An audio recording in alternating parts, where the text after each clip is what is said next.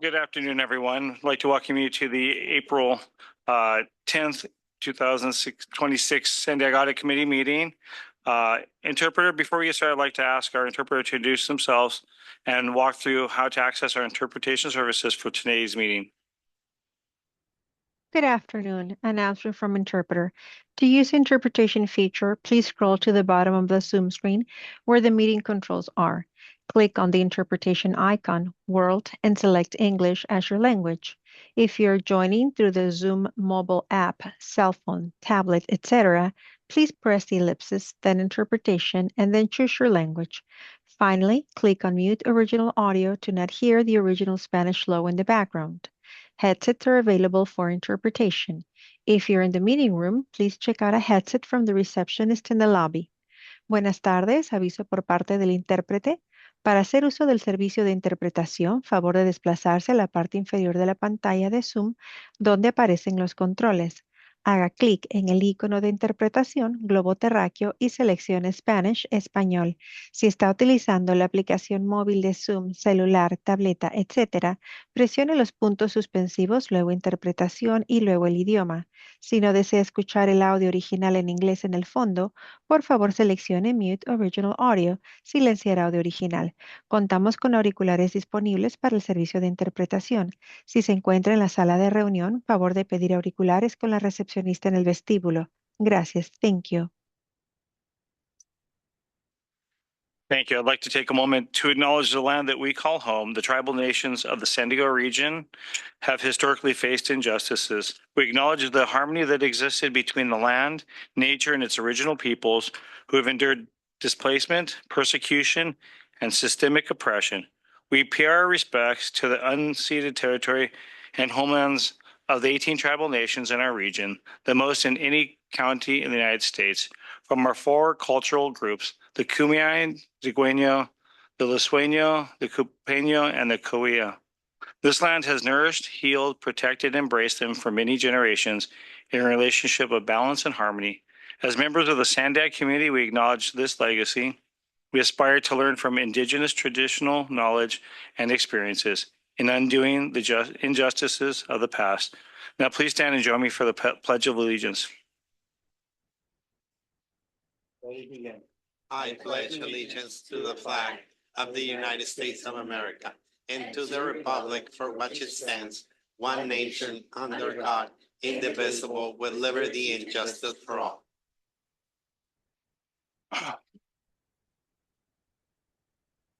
Thank you. Francesca, can you confirm that we have quorum? Thank you, Chair. We do have a quorum. Fantastic. Just a quick announcement. Today is the last day to apply as a public member of the Audit Committee.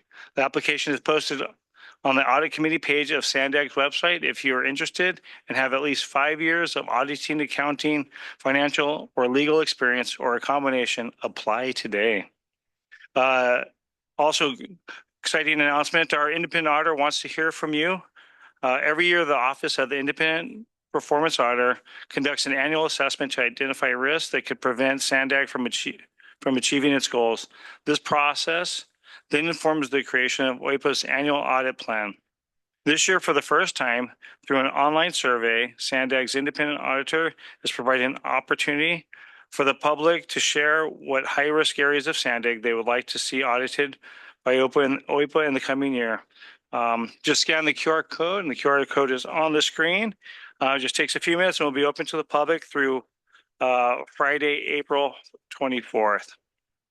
Then we'll go ahead and move on to item 2.2, non-agenda public comments and member comments. Francesca, do we have any public comments? Thank you, Chair. We do. We have 2 members of the public in the room and then 1 on Zoom. We'll start with allegedly Audra and then Mark.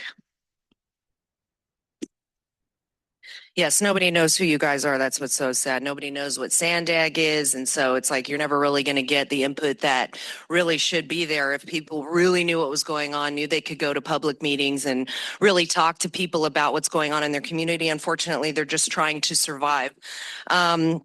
I would like to ask you guys to look into the Fast Track Flex switchable toll transponders that was just mentioned at the last board at the meeting prior to this.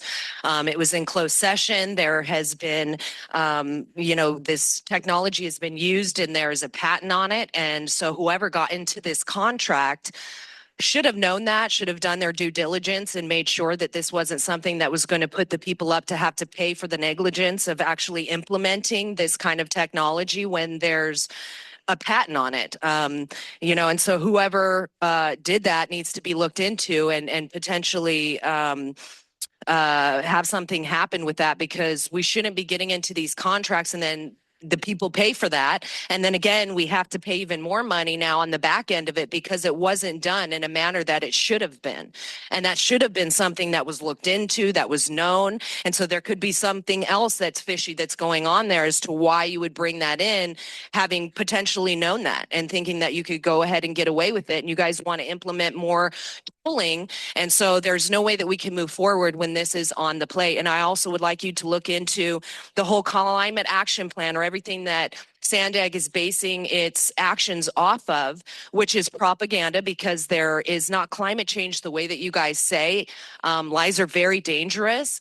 And there's geoengineering, weather modification, weather warfare, stratospheric aerosol injections, cloud seeding that is happening that is very toxic to us. So when you guys say that you're doing things to stop that, then that's exactly what you need to be looking into. So we need to audit that. I think our next speaker will be Mark, followed by Andrea Ebbing.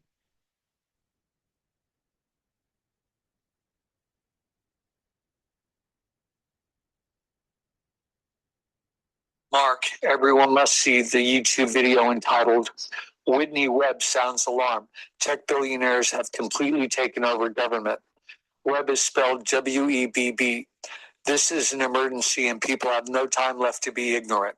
Some key points are: public-private partnerships have taken over the state of Ohio, effectively making the CEOs dictators who are forcing single-family homes to pay about $700 per month for electricity to power AI data centers. AI data centers are what Larry Ellison's corporation, Oracle, needs to store all of your data, to control every facet of your life, as he says at 25 minutes in this World Government Summit in the YouTube video entitled Algocracy, Government for the New World Order. Also see these YouTube video titles: Oracle CEO Larry Ellison in 2024 about AI surveillance. Oracle is genuinely far scarier than BlackRock. The Agenda, Their Vision, Your Future, 2025, full documentary 4K. What is the Resilient Cities Network? End of titles. See that last title at 5 minutes, 28 seconds.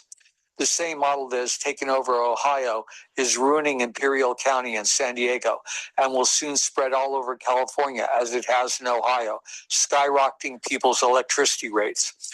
The end game for corporations to enslave us all forever is happening now, and only we the people can quickly share these videos with each other and peacefully stop this. This board will do nothing to help, and we will not get another chance. So about 16 seconds left. What does this have to do with us? Well, it's happening here too, in Imperial Valley, and there's a corporation doing it there, and they're using the same model. And public-private partnerships are taking over California and everywhere. And you guys are implementing the traffic. Thank you. Your time has expired. Our final speaker on this item will be Andrea Ebbing. You can go ahead. Hi, this is Andrea Ebbing. I mentioned an 8-day false imprisonment that took place in early March, disrupting my life and my health, threatening my life and my health. That took place at Las Colinas. For 8 days, I was denied my antivirals. I was a week late to be diagnosed with the severe shingles I had, which would have infected everyone in Las Colinas, including all deputies who were pregnant, nursing, or trying to conceive. I requested my antivirals 5 times a day, every single day, in person, in writing, over the microphone. They let me sit with my blood pressure at 230/110, despite my telling them I had a ruptured aneurysm and I just had surgery on November 4th, 2025, for the second time. That was my second brain surgery to save my life. And this would give me meningitis or encephalitis.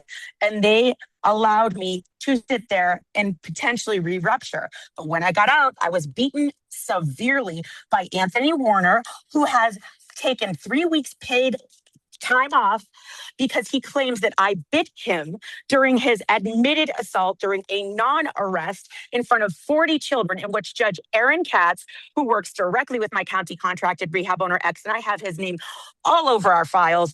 He is a generational judge, just like Summer Stephan and her family lineage that takes over this Mafia Rico enterprise that's operating in San Diego.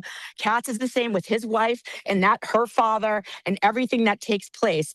I have a post-concussive disorder, a concussion, broken nose, enlarged heart, broken cheek. I have a virus that spread to my brain, and I am back to work today. My car was stolen because SDPD did not follow their protocol. I had everything stolen from me, all of my belongings. It has cost me thousands of dollars. And Anthony Warner shows a red mark on his hand, and Judge Katz thinks it's appropriate.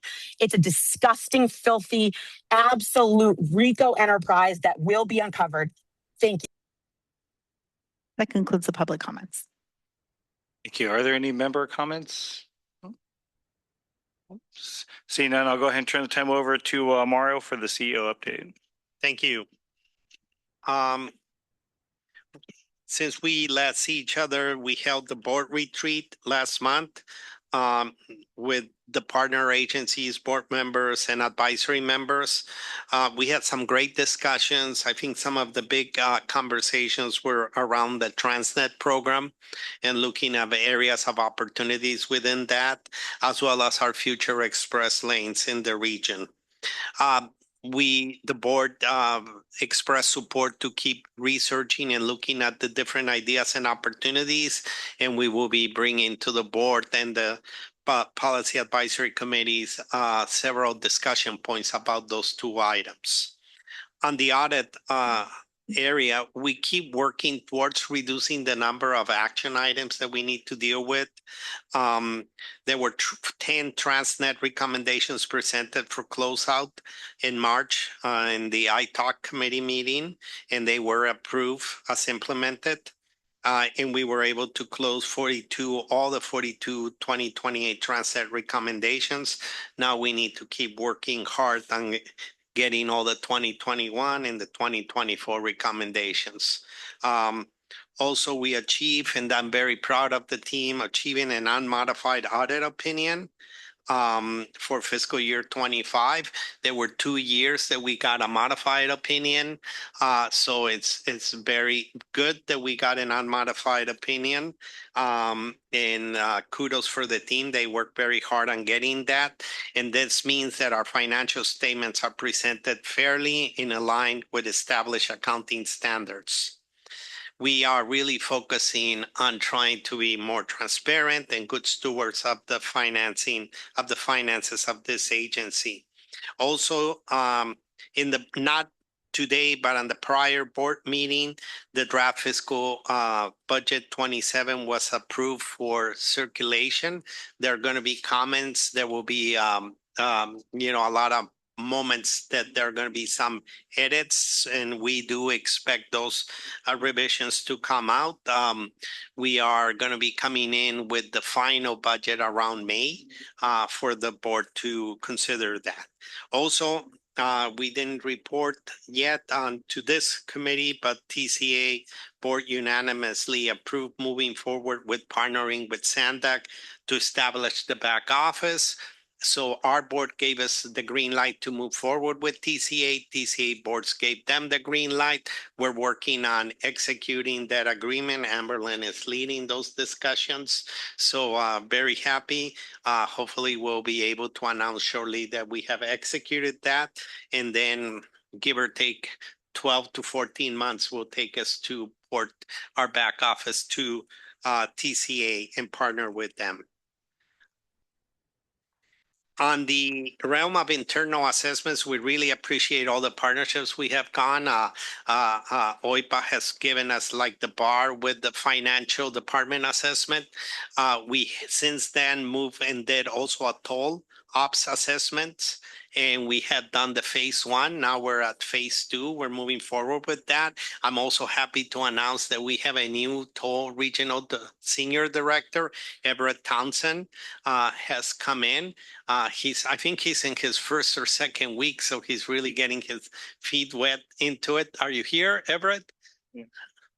And Everett used to be part of the board as he was former Caltrans District 11 director. So very happy to have him here and come and help us out at this. And we're also in negotiations. I know we're going through an audit assessment by OIPA on the HR department, and we're also launching our own assessment to really work and build on whatever comes out, but also do some additional assessment on the multiple areas of HR so we can continue looking at how we can improve. We will be doing this with the majority of the departments in the agency. So we're very excited about this. And that concludes my report. Thank you, Mark. Appreciate it. Always good to hear, especially the unmodified audit opinion. That's a big one for us. So thank you. We're going to go ahead to item 2.2 and get the update from the Office of the Independent Auditor, Auditor Ruby. Thank you, Chair. I'm Courtney Ruby. I am the IPA, the Chief Audit Executive, and I am pleased to provide to let you know what we've been up to since January 16th. So there's been a lot going on. I really feel like OIPA has hit its stride.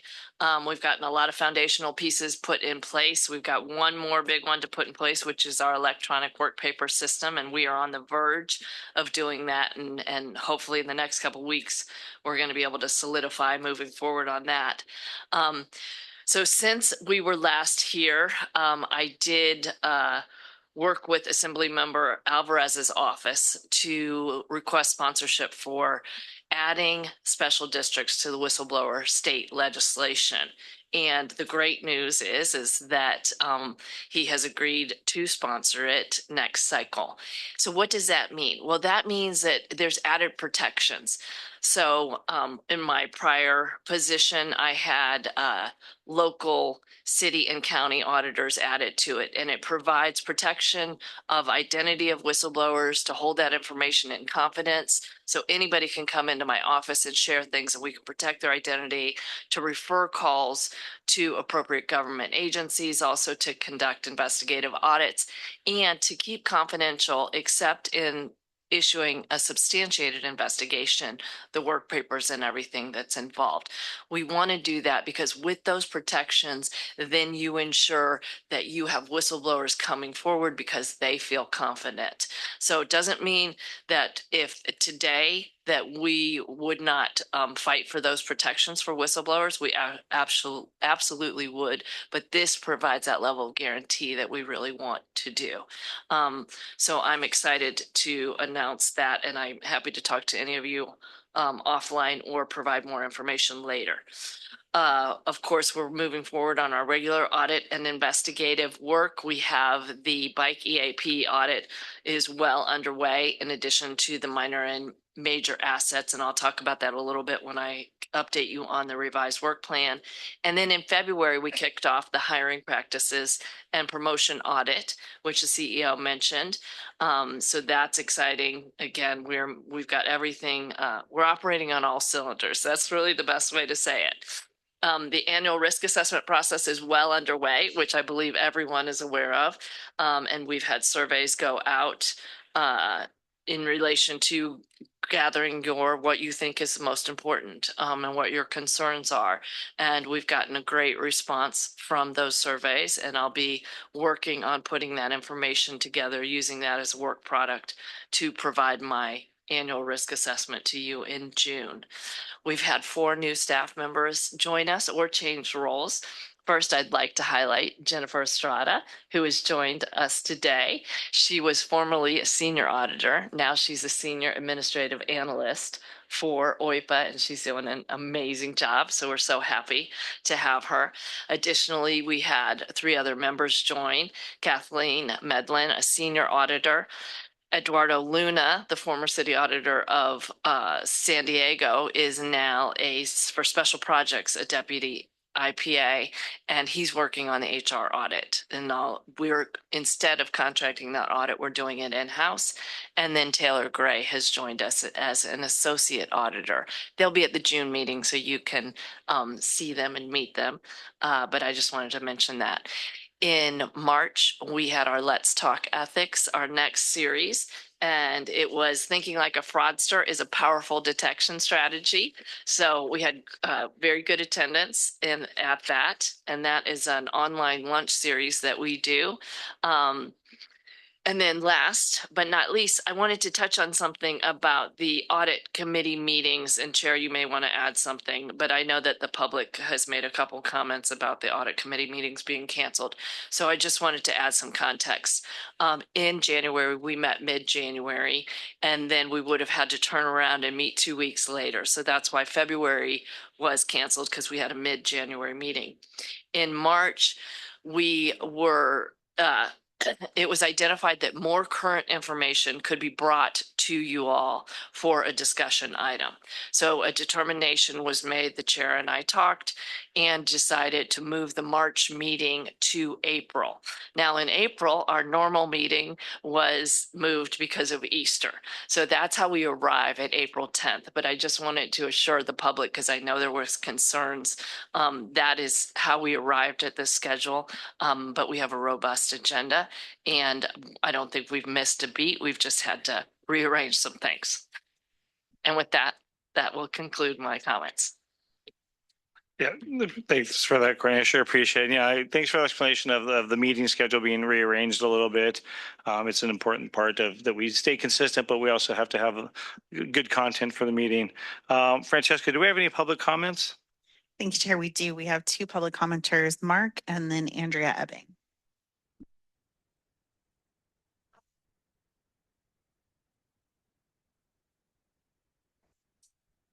Can I not speak? Go ahead, Mark. So, first of all, I think that Courtney Ruby's great. She's a nice person. She's very good at her job. Unfortunately, at a certain point, I realized that your audit committee is not about ethics at all. And although I'm sure you're all aware of what I'm going to say, I'm really doing this for the public, because they have, if anyone just by miracle happens to ever realize you exist and looks at any of this, it's important for people out there to realize that Courtney's job is just to make sure that the corporation is done correctly without corruption from a corporate standpoint. So the investors are going to get their money in the bank interest, and all of these systems are going to work correctly, and everything's going to function. For the fact that the entire system is corrupt is not something she's meant to deal with. Now, when I say the whole system's corrupt, what do I mean? Well, if people should see the video on YouTube called Corporation Nation by Clint Richardson, which basically just teaches everyone that we thought we had a government. We're just a giant global conglomerate corporation. That's it. And we're just linked. Everything that was American and constitutional is completely gone. Foreign investors can buy our land. They can invest in our government bonds. They can invest in our corporations. We've got BlackRock and State Street. It's just one giant bunch of corruption.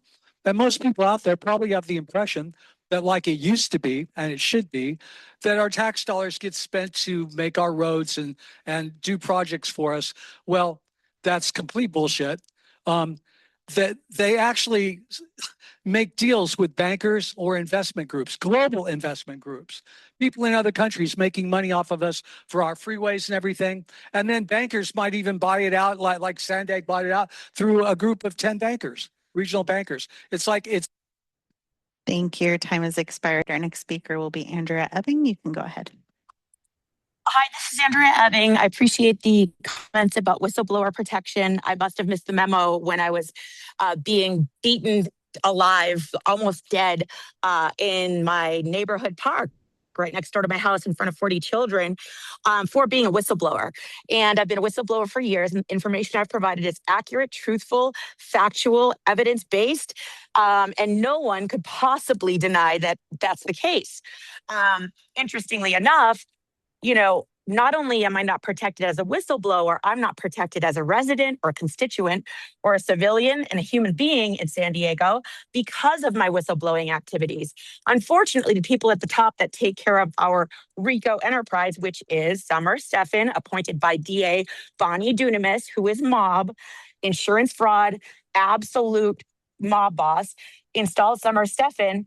Her and her federal judge husband, Dana Sabrow, and her city attorney sister, Raina Stephan, make every single decision in every single court. They use the cat's legacy judges to carry out their agenda. We are not protected at all. You talked about appropriate agencies to report to. When I called the San Diego DOJ field office, a man named Shannon answered the phone. Couldn't have been possibly more rude to a woman who told him that the San Diego Police Department beat her within inches of her life, and there was an open rape kit due to the needle of what knows substance, I don't know what substance, was injected into my neck by a Falk EMT, which there are numerous lawsuits across the entire country for rape in those ambulances. Those ambulances are run by the city. And when I got to Las Colinas for another unlawful detention, they all said they get the needle. So where is the protection? I'm not sure what you're talking about. The man was so rude. He told me to call the FBI. I called the FBI. They hung up on me. They work with Dana Sabrow and Summer Stephan. We can see them in all the pictures. It is atrocious. It is disgusting. You are human beings. You hear my voice. Don't allow it. They will take you down too. Thank you.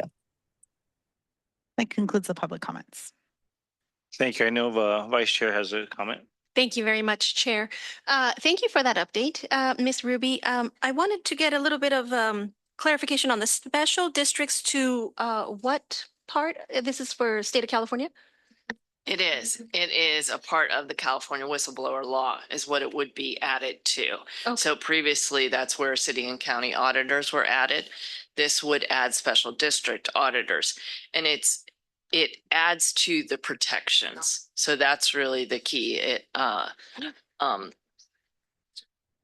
makes them law. So then that's where the difference is. Thank you. You typically now, if there was a whistleblower case, you have to ensure that public interest is protected.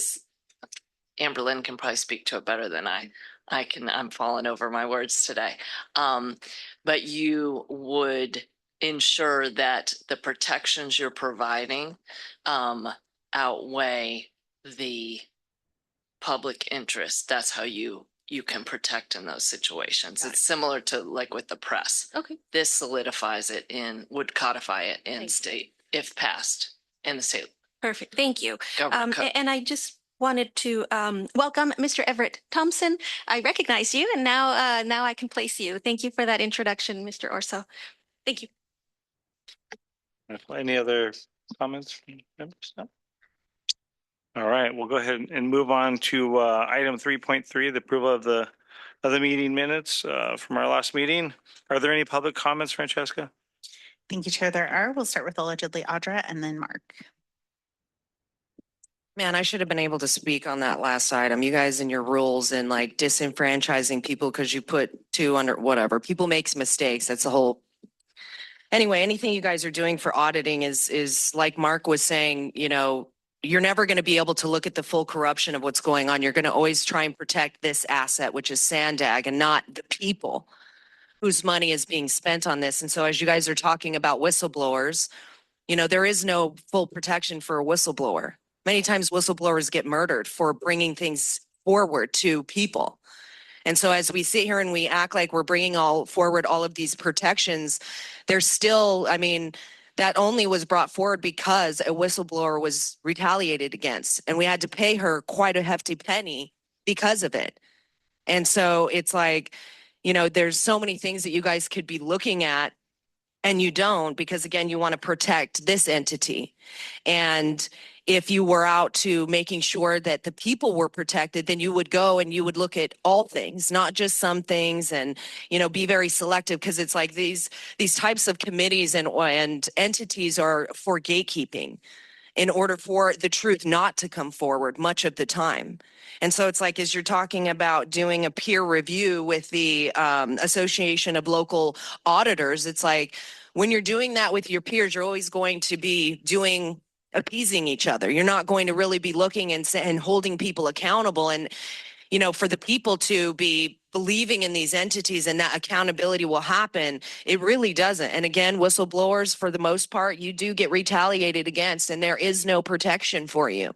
And they could tell you all day long, come into my office, everything will be okay. But you still have to trust the people that are doing it. And if you guys can't be trusted, then it's like, you know, I mean, much of the time, you know, we end up paying people because of the negligence of SANDAG. Our next speaker will be Mark, followed by Andrea Ebbing. And this is on the meeting minutes. So this actually pertains to you guys directly. You might want to think about this. What I was talking about before with Utah and the AI data systems, that Leslie Wexner, who started a public-private partnership there. And this is the same model being used here. And he got things rezoned like the guy is trying to do for his corporation now in Imperial Valley. And eventually what happened is he got rezoned. He got powers that no region there has, no city, no region. He can issue bonds. He can collect taxes. The liquor tax there is used entirely for his corporation to incentivize AI data centers. And out of the 193 there, 120 are in New Albany, which is right next to Columbus, the capital of Ohio. This is being done here in California, and it took over. His model just spread all over Ohio, which basically makes CEOs dictators. And the people, their now single family dwellings are paying $700 approximately for their gas and electric. That's just unbelievable. That'll break people's banks. And they're pissed. People need to look that up. People out there need to see, because this is happening to you and your children. So people need to see the YouTube video titled Whitney Webb Sounds Alarm, Tech Billionaires Have Completely Taken Over Government. That's about what's happening in Ohio, that's happening here now. And by the way, there really are 15-minute cities, and Wexner's New Albany is using that as a model there. No cars. But that's a perfect system for slavery, boy. If you've got a bunch of people that don't have good arms, they aren't armed well, and they have to step on public transportation or an autonomous vehicle if they have a protest, and AI will just shut it off in 1 second, and where everyone was about to go to protest, suddenly the lines don't go there. Your time has expired. Our final speaker on this item will be Andrea Ebbing. You can go ahead.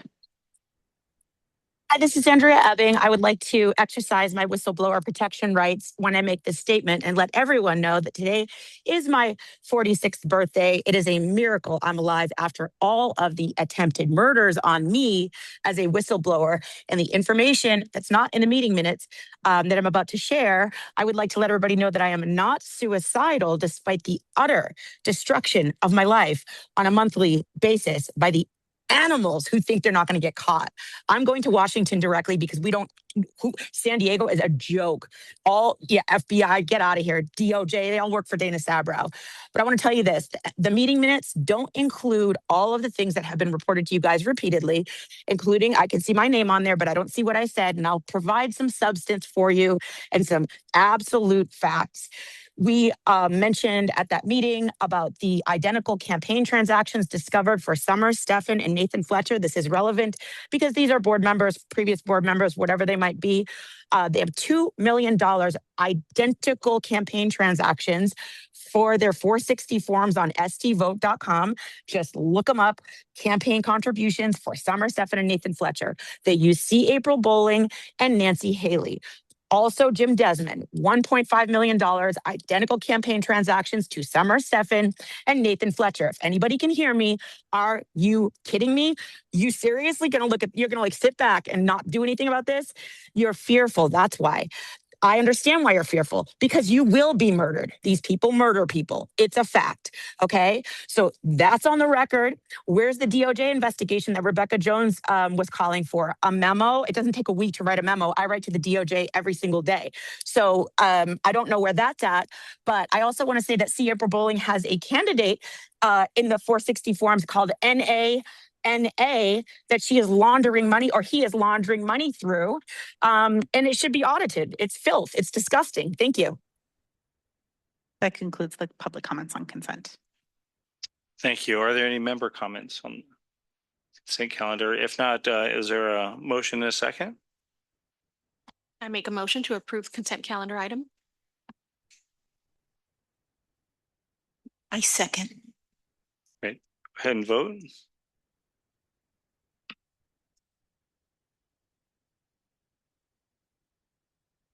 That motion passes unanimously with those members present. Wonderful. We're going to move on to item number 4, which is the ERP implementation status update. I'd like to note that in addition to the information in the agenda, Grace Mino will be presenting with Kimberly Trammell and Josh Golter. Grace, go ahead. Good afternoon, Chair, Vice Chair, and Audit Committee members. My name is Grace Mino, your Senior Director of Information Technology and Data Science. I have the pleasure of presenting with Kimberly Trammell, Director of Accounting and Finance, and Josh Golter, Director of Human Resources. And we also have staff from the Contracts Department here to help answer any questions you may have. A previous update was provided about a year ago during the March 7th, 2025 Audit Committee on the ERP. And then an update of an ERP system of the ERP was requested at the December Audit Committee meeting during the Finance Department Assessment Report. So before we jump into the ERP, I just want to do a quick reminder of zooming out and what SANDAG does as an agency and its 4 pillars. Big picture, we plan transportation for the community. We also tackle issues like land use, air quality, law enforcement data. We also are unique because we build and design projects. And we also manage and preserve over 9,000 acres of sensitive habitat for mitigation. We provide resources like data, the Youth Opportunity Pass, 511, housing funding, and grants. And these administrative functions of the agency supports SANDAG's 4 pillars. So what is an ERP? Well, to make it simple, it's a software that helps agencies run its business from one unified place. For SANDAG, it connected our administrative functions like finance, HR, payroll, and reporting under one system. Through a formal competitive process, Tyler Technologies ERP was awarded a contract. Tyler Technologies ERP was built exclusively for local governments like cities, counties, and school districts. It is currently used by more than 2,500 organizations across the country. The system is an out-of-the-box product with limited configurations, meaning it's not 100% customizable. So, the ERP planning and implementation has been quite a journey. Chair Fisher had mentioned back in the December 2025 Audit Committee that the ERP was initially sold as a way to solve for every issue to address previous audit recommendations. And as we have continued on this journey, we have found that the ERP was not going to be the save-all, be-all.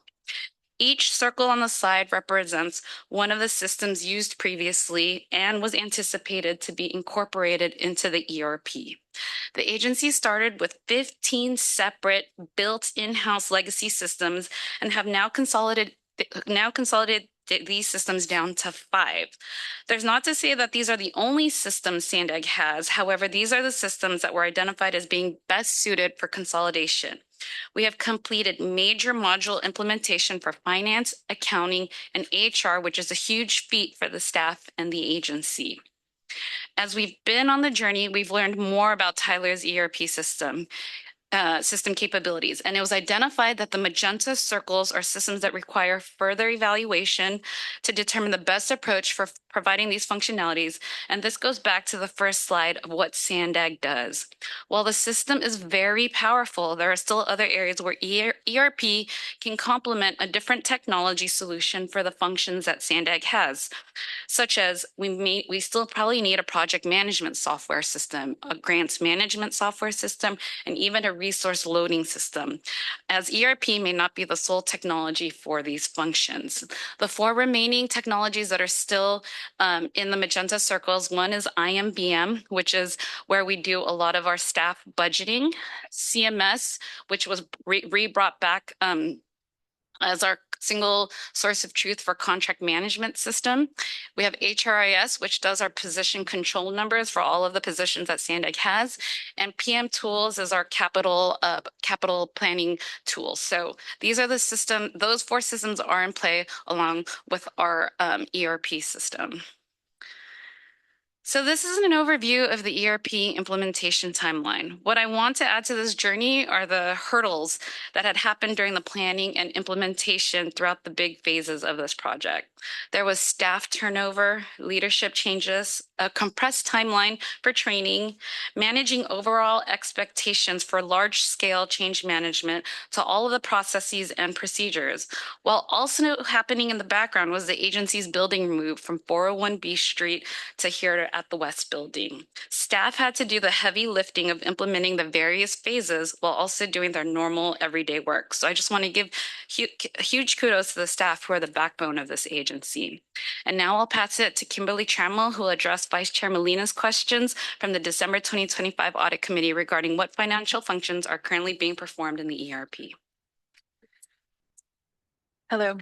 So the core functions currently in the ERP can be categorized into the three areas on the slide above: financial, human resources, purchasing, and contracts.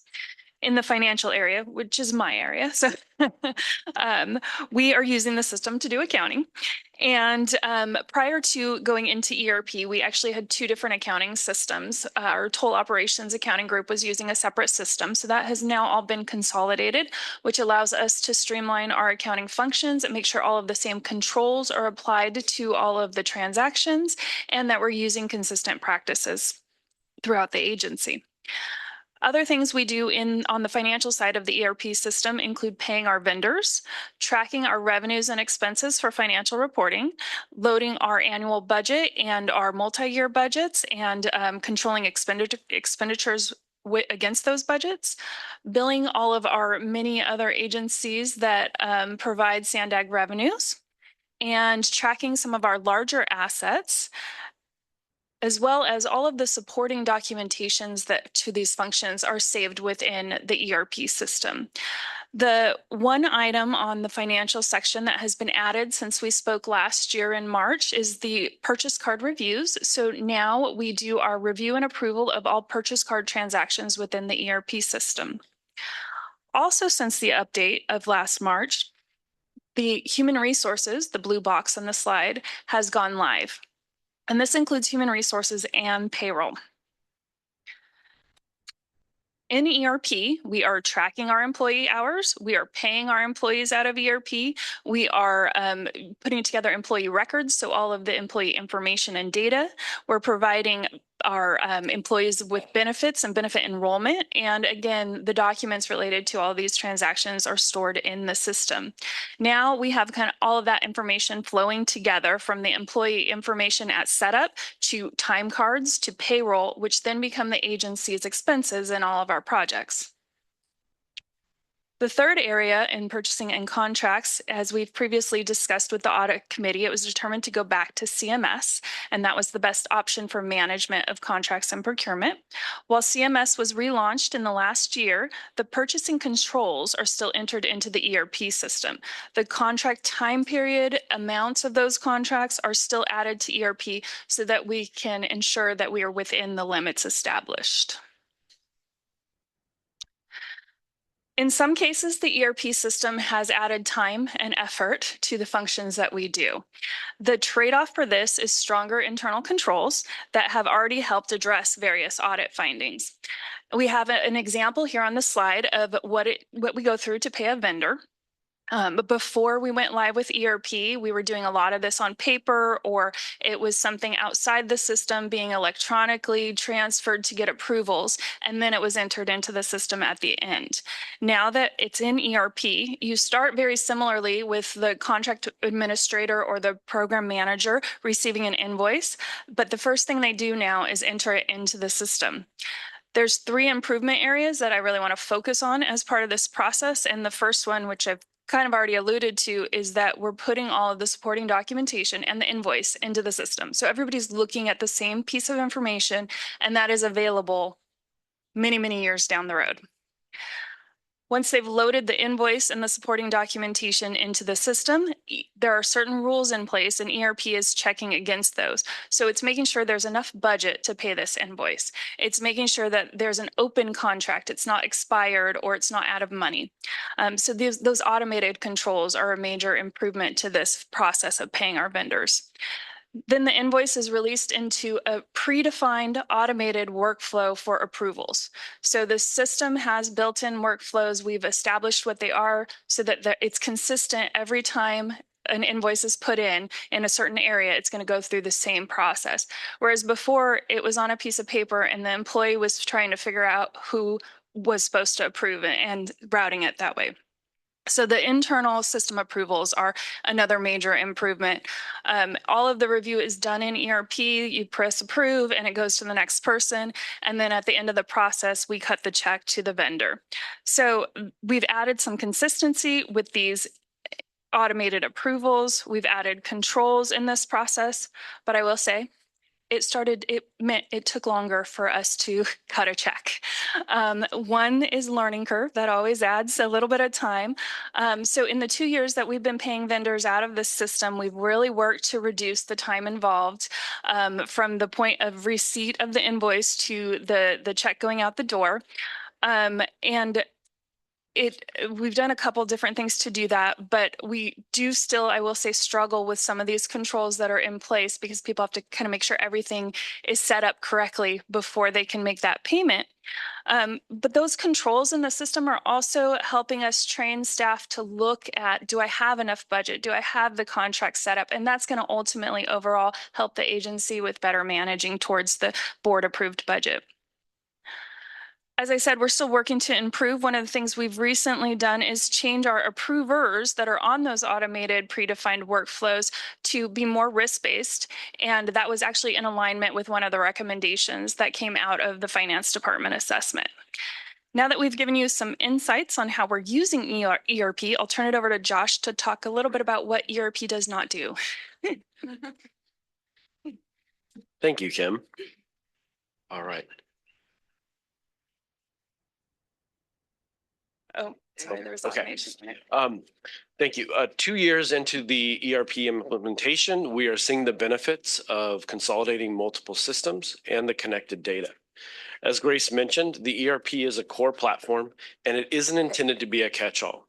We will always rely on specialized platforms that are external to the ERP, such as with banking interfaces and recruiting tools to handle niche functions that require specific technical capabilities. As we advance operational efficiency and effectiveness, we will continue to use tools for several key areas that fall outside of the ERP's refined scope, including, for example, for personnel, we have specialized recruitment and learning systems. For financial planning, we have detailed labor cost budgeting and project resourcing systems. For operational logistics, this includes capital project management, contract planning, and granular inventory tracking systems. For tolling operations, as you know, this requires specialized systems for the back office and roadside. We are committed to further exploring ERP capabilities, and our priority remains ensuring we use the right tool for the right job to maintain the integrity of our data and our workflows. While the ERP has created a strong foundation, this slide outlines where we see the biggest opportunities to get even more value from the system and improve how the organization operates day to day. One challenge with the ERP that we want to highlight is that it is complex and requires training for users to complete processes and pull information. This is the opposite of how quickly someone can pick up a new smartphone and figure out how to navigate it. So our focus going forward is twofold: improving the user interface where we can, and making sure our training bridges the gap so employees can operate with confidence and efficiency. Another opportunity is not just the system itself, but how we've adapted our processes around it. We're making sure we're not just layering new technology on top of old ways of working, but actually simplifying where we can and improving how work gets done. We've learned training can't be a one-time event, moving towards a more structured, ongoing training approach so employees can not only learn the system initially, but continue to build proficiency over time. We're strengthening support within departments by identifying subject matter experts, people who can be a go-to resource, which helps reduce delays, improve accuracy, and make support more accessible without relying solely on a centralized team. We're continuing to address audit recommendations to ensure we're using the system in a way that is compliant, consistent, and well controlled. And this is about building trust in the data and our processes. The ERP is not a static system. We will continue to enhance it over time, adding integrations and making targeted improvements to better support the agency's evolving needs. And finally, we are regularly evaluating where the system is meeting our needs and where it isn't. The goal is to be intentional, using the ERP where it adds value and supplementing it with other tools as necessary. Overall, this is about moving from implementation to optimization, making sure we're fully realizing the return on our investment by improving adoption, strengthening processes, and continuously refining how the system supports the agency. With that, I'll turn it back over to Kim. As we've mentioned, the major modules are live in ERP. This slide identifies some remaining enhancements in the system that are currently being developed. These remaining items are primarily smaller undertakings that will enhance current functionality. The first one, employee and board reimbursement. We are currently paying these out of ERP, but we're doing it like they're any other vendor. And so there's a special section within ERP that is more customized towards employee reimbursement and board payments. It'll provide additional direct deposit options. This function actually was utilized for the first time within the last month for the last round of board and committee member payments. We will be rolling it out for vendor reimbursement next. The second area is vendor access, which will enhance the vendor's interaction with SANDAG. Currently, they submit invoices via mail or email. This will give them an electronic submission option, and they'll be able to look up other information in the system.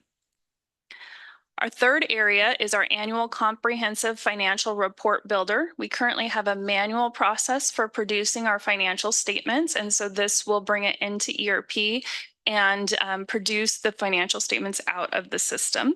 We actually had 2 training sessions this week to work on setting up this module. And the fourth area is around building labor budgets. The full budget is already entered into ERP, but the salary piece is still built outside the system. Bringing this into ERP is still being evaluated. We needed over a year's worth of payroll data before we could truly see its functionality. And now that we're getting close to having that data, we will see if it's the best option for preparing those salary budgets. In conclusion, it's been a journey. There's been some bumps along the way. We've identified what ERP does and does not do, and we've realized that it's not going to solve all of our technology needs. We've implemented the major areas of accounting, finance, and human resources. They are live and in use. We appreciate all the time and effort that staff has put into the system up to this point to bring it active, and had needed to work through extensive changes that came with the new system. SANDAG is benefiting from the automated internal controls in the ERP system. ERP has connected multiple functions. As we mentioned, our employee data then goes to a time card, then goes to payroll, then goes to see expenses in our financial side. Our current focus is on smaller pieces of the system that will enhance the overall experience. Some things are still what you might call clunky in the ERP system, so we continue to review other areas of optimization and potential efficiencies. We continue to learn the ins and outs of the system and look for ways that the tool can help us respond to audit corrective action plans. In some cases, a different technology system or integration may be the most cost-effective and efficient method of meeting SANDAG's needs and delivering those 4 pillars that Grace spoke about. In this post-implementation phase, we will continue to assess, monitor, and refine our process and the way we use our technology systems. That will take questions. Wonderful. Sure appreciate the report and the follow through with what was requested. Do you have a clarifying question before you go to public comment? Okay, we're going to go to public comment. If there's any Francesca, just remind our public comment, please stay on topic for each agenda item. Thank you, Chair. We have 2 public commenters. We'll start with allegedly Audra and then Mark. This is very concerning. You can't even cut checks. Does that make things easier? It's very interesting. And it makes me wonder about your ability to be an audit committee and do anything with auditing when you're implementing systems like this that have significant litigation against them for issues with this technology. I understand that you guys got and started implementing it in 2022, but just in 2021, there was a third-party data breach. And then in 24 and 25, there's been significant litigation because of what they're saying, that they knowingly made false statements about the functionality of its software, many times involving problematic implementations of the system in government roles.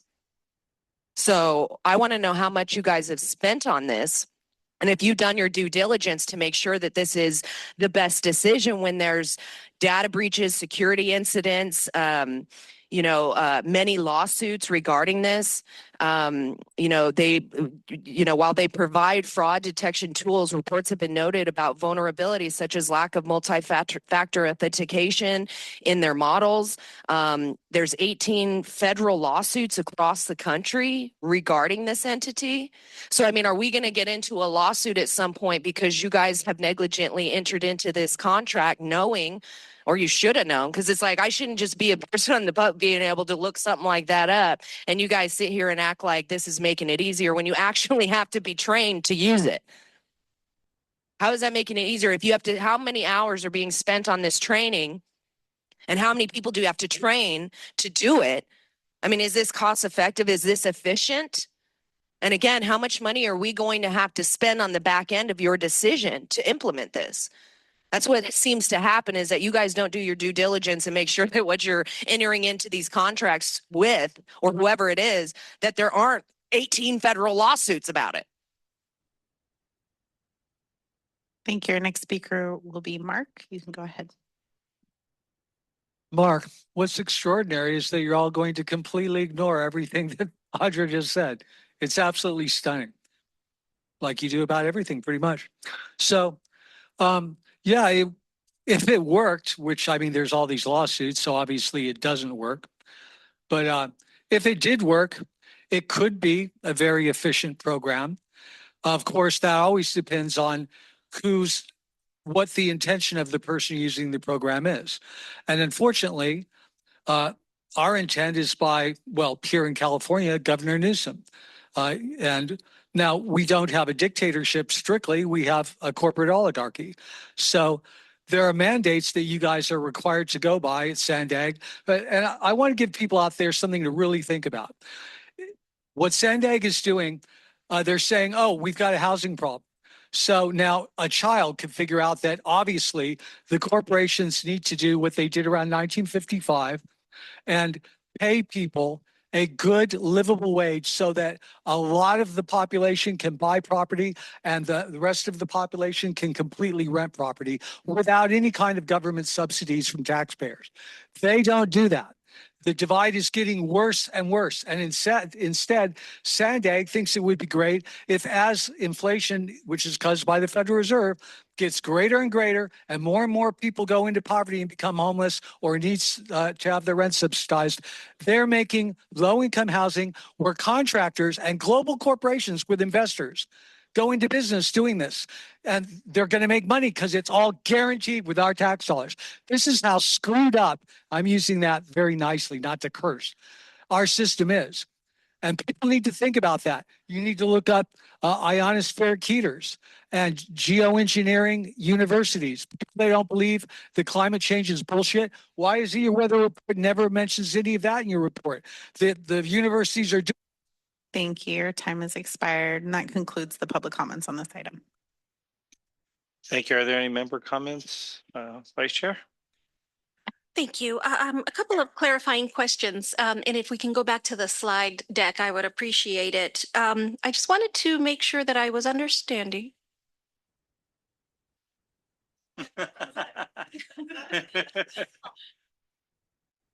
I wanted to make sure that I understood the slide that had the magenta circles, and Kimberly or Grace, I think you mentioned from 15 separate, systems that all of this information was currently operating.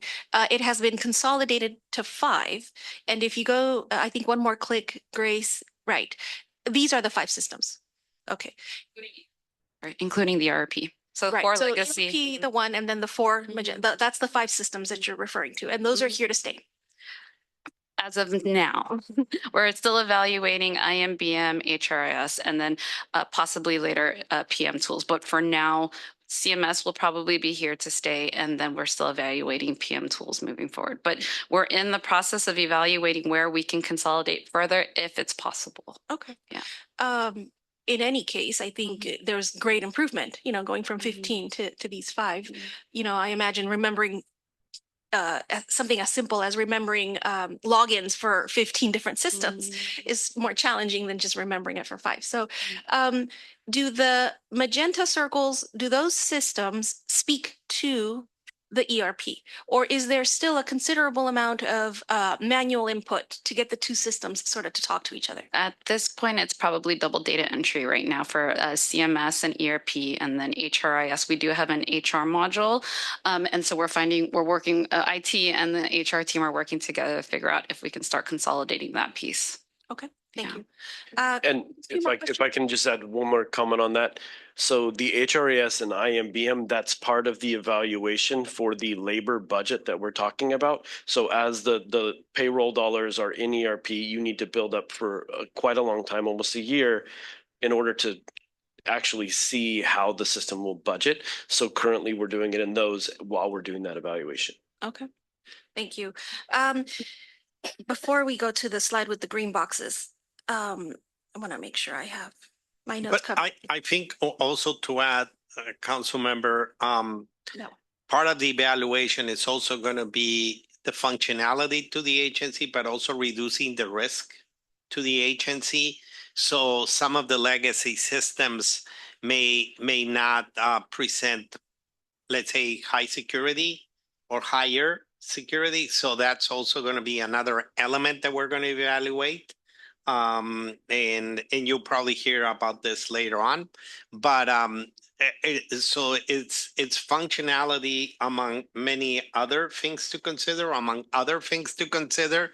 and we are probably going to be evaluating the different needs, but also trying to figure out all the different elements like security, efficiency, how it's going to help build the budget, how it's going to help us manage better. A good example is project management.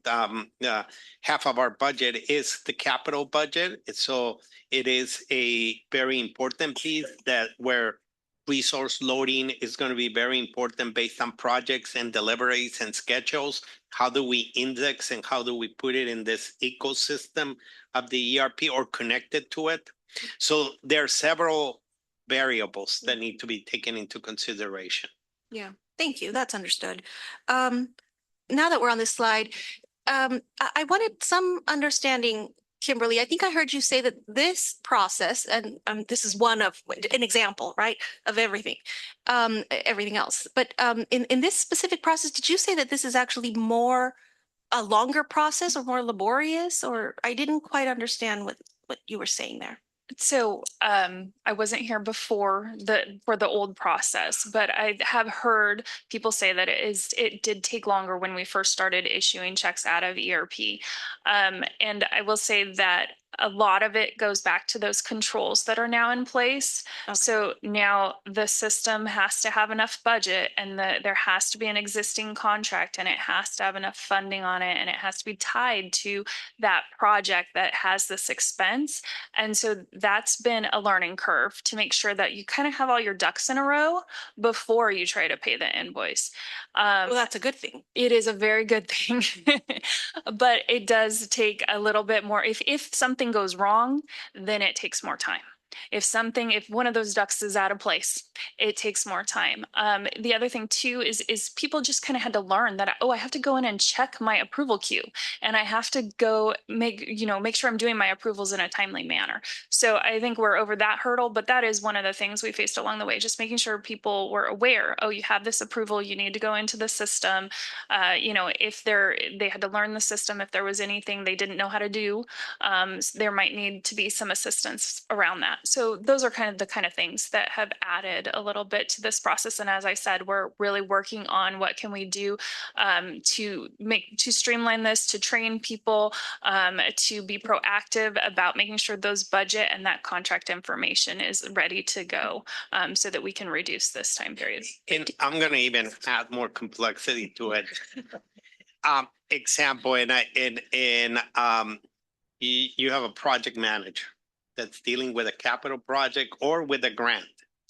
That I'll give you a very real world example. The Otay Mesa East project right now. So if I go and ask the project director how much you have in the kitty, I can tell you it's $207 million.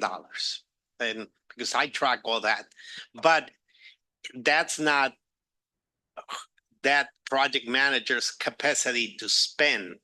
That is the project budget, but within the capital, within the budget, within the fiscal year, they have authority to spend, let's say 100 for the construction contract. The other 107 may be a procurement for the special X-ray machines. The other piece may be part of the A&E contract. So breaking those different things into the ERP and bring it into the capital, and also knowing that a specific project may have much more budget, but within a fiscal year, they're only allowed to spend so much based on what the board approved as a budget. So bringing all those interconnections and making it live, that it can be variable, as well as going to other agencies to approve the use of the money that's maybe already within the budget, but not approved, or the reimbursement of it. All those elements have to be start including it, and it includes checkpoints in the ERP that are being identified now. Good. I don't know if you had something additional, Ms. Grace? Oh, no, just to add that I think it's doing what it's supposed to be doing by putting these internal controls. You know, before, like Kimberly said, it was a very manual process. So it was like you had a piece of paper, you had to get somebody else's signature. And so I think that the time it took was quicker because you could just walk to somebody and ask them for their signature.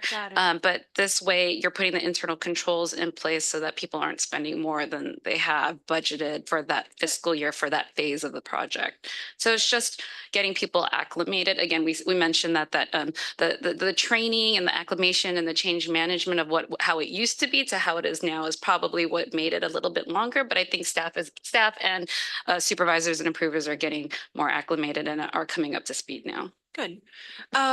I'm a big fan of safety nets when it comes to, you know, stuff on computers and things like that. Like if I make a mistake, I want to make sure that I'm not going to ruin, you know, and then cause hours of some poor IT person to try and help me undo what I did. I'm sure there's safety nets in here. If there's a mistake there, before the mistake becomes enormous, there's ways to minimize it for the user, right? To go back and maybe correct the mistake before, you know, something else happens. Yeah, and that goes in part back to the connected pieces of the system. So like we set up a vendor, we have all their address information, we have all of their banking information. That's all in one area, and it's only touched by certain people that have certain access. But then somebody that is working with that vendor can come in and pay an invoice off of all of that vendor information. So the system, you just tell the system what vendor and it pulls all of the information they need. So you remove some of the potential for human error by having that interconnectedness of different pieces of the system. You also, you know, I mean, there's just like most systems, you couldn't put ABC in a dollar field. You know, I mean, there's certain controls around the fields and entry, and it'll let you know if there's an issue there. And then there's also, I mean, part of the approval process is that you then have somebody else that is checking what has been entered by the first user. Good, thank you. Just two more questions, and I don't mean to take too much time from anybody else. First, I want to understand, is this update for the ERP system, is this also being presented with other committees, or is this something that's kind of owned by the audit committee? So we are scheduled to go to bring this to EC or Executive Committee I don't know the date, the first Friday of May. Okay, I just want to make sure, is there a special focus maybe for audit, and that's the reason we're talking about it here? Or is it because I was asking so many questions back in December? I believe it was because this was initially sold to even previous audit committees that the ERP was going to be addressing so many audit recommendations. And so we continue to bring the update to the audit committee because it stemmed from there, but we are looking to bring it across to either executive committee or board if the request or the desire is there. But again, I keep forgetting the date. First Friday of May 1st. Oh, it is May 1st. Okay. So yes, May 1st, we are bringing ERP 101 to the executive committee. Perfect. And my last question really is, I remember the big timeline and the big the different phases for this. How close are we to, I guess, what you would consider completion? I know it's a, system that will forever be, tweaked with and this and that. And, but can we say what percentage is left to implement? Are we maybe 90% there? I think that's two different opinions from an IT perspective or technology perspective. We're live. So, but from a finance perspective, I think Kimberly is a little bit more conservative and wants to say how long. What do you think? I would still say we're 95% of the way there. I mean, like I said, the remaining things we're working on are enhancements. They're small pieces, and most of it we're already doing in the system. We're just doing it. We'll be doing it a slightly different way, or we'll be opening up a new feature. So I think of it more as more features are coming on. And then I will say that, technology, nature of technology is it's always changing. Yeah. So we had some staff attending the Tyler event where they can learn more about new products and that kind of stuff. So, I mean, there's always a potential that some new enhancement or some new add-on comes out that makes sense. So that's why we're continuing to evaluate, continuing to assess and see if these tools make sense for us. Perfect. Thank you very much. Thank you, Chair, for allowing me to ask so many questions again. No, they're very thoughtful questions. Go ahead. I have a question. My question is on the CMS system. So what, it seems like there's a lot of transaction on the ERP. What specific, can you give me like specific examples on why are you using the CMS in conjunction with the ERP? We're going to pull up our contracts representative and let her address that. Okay, great, thanks. Hi, I'm Janet Besant, a manager in contracts and procurement. Thank you for the question. It really came down to the ERP didn't have a lot of the capabilities that we need to initiate a contract and get it through execution and keep all the documentation for it.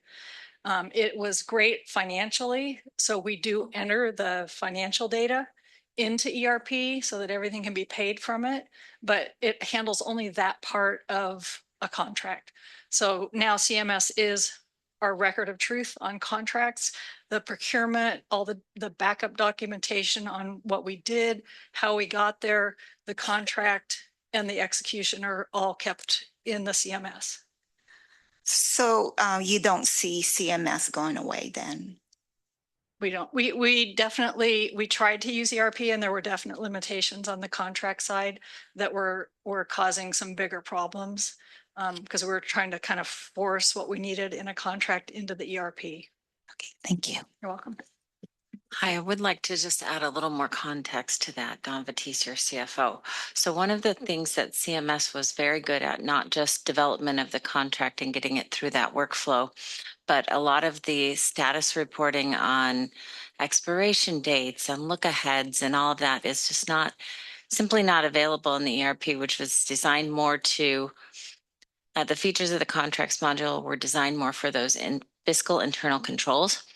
But the overall contract management, a lot of the tools that we needed, reporting on some of the dates and other things, just much, works much better in CMS, and we just couldn't. We actually lost some of our ability to get some of that data.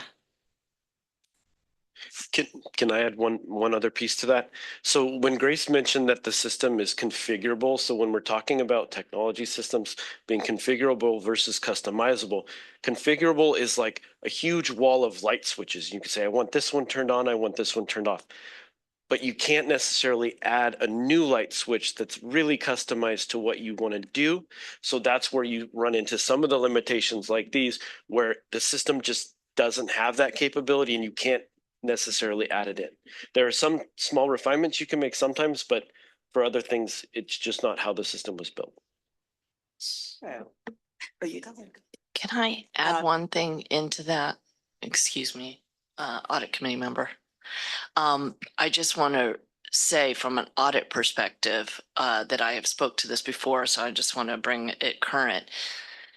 Contracting was not consulted with the ERP. So I just want everybody to remember that. So when it got to this place of it not working, it was never properly vetted. So, and then contracting, I think, has done a great job to, again, have to turn and be nimble and now re-engage with CMS. CMS was the previous system. So I just wanted to add a little context. One of my questions, because, you know, I've been on the committee for a while, so I went through those contract procurement audit with many findings.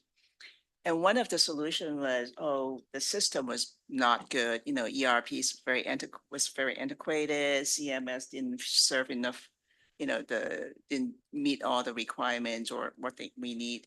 Therefore, the solution was to have a ERP that would solve the problem, right? So at the time, the impression we got was CMS was not sufficient. So it's a bit hard for me to reconcile. Okay, now we have a ERP. Yes, the contracting part is not, you know, good enough. So we go back to CMS. Is it a conscious choice that CMS is really the best tool that you can have, or just because it's better than ERP, but it's still not very good, and therefore you need to look for something better? That's very unclear to me. I think a good analogy here is a square peg and a round hole. I think the ERP is a very great accounting and finance tool, and we were forcing it. Like the contracts department took a huge undertaking to try to make ERP the system of record because they already had CMS. It was a single source of truth, and they took that and they took how many months, Janet or Don? It was like 9 months to try to transition from CMS to ERP. The staffing took like 9 months to try to make it work, and it didn't work. It couldn't work. So that's why they went back to CMS. And Don, did you want to add to that? I just want to add, you know, when we procured CMS, we really looked and assessed our needs from the, you know, the development and monitoring of the contracts themselves, right?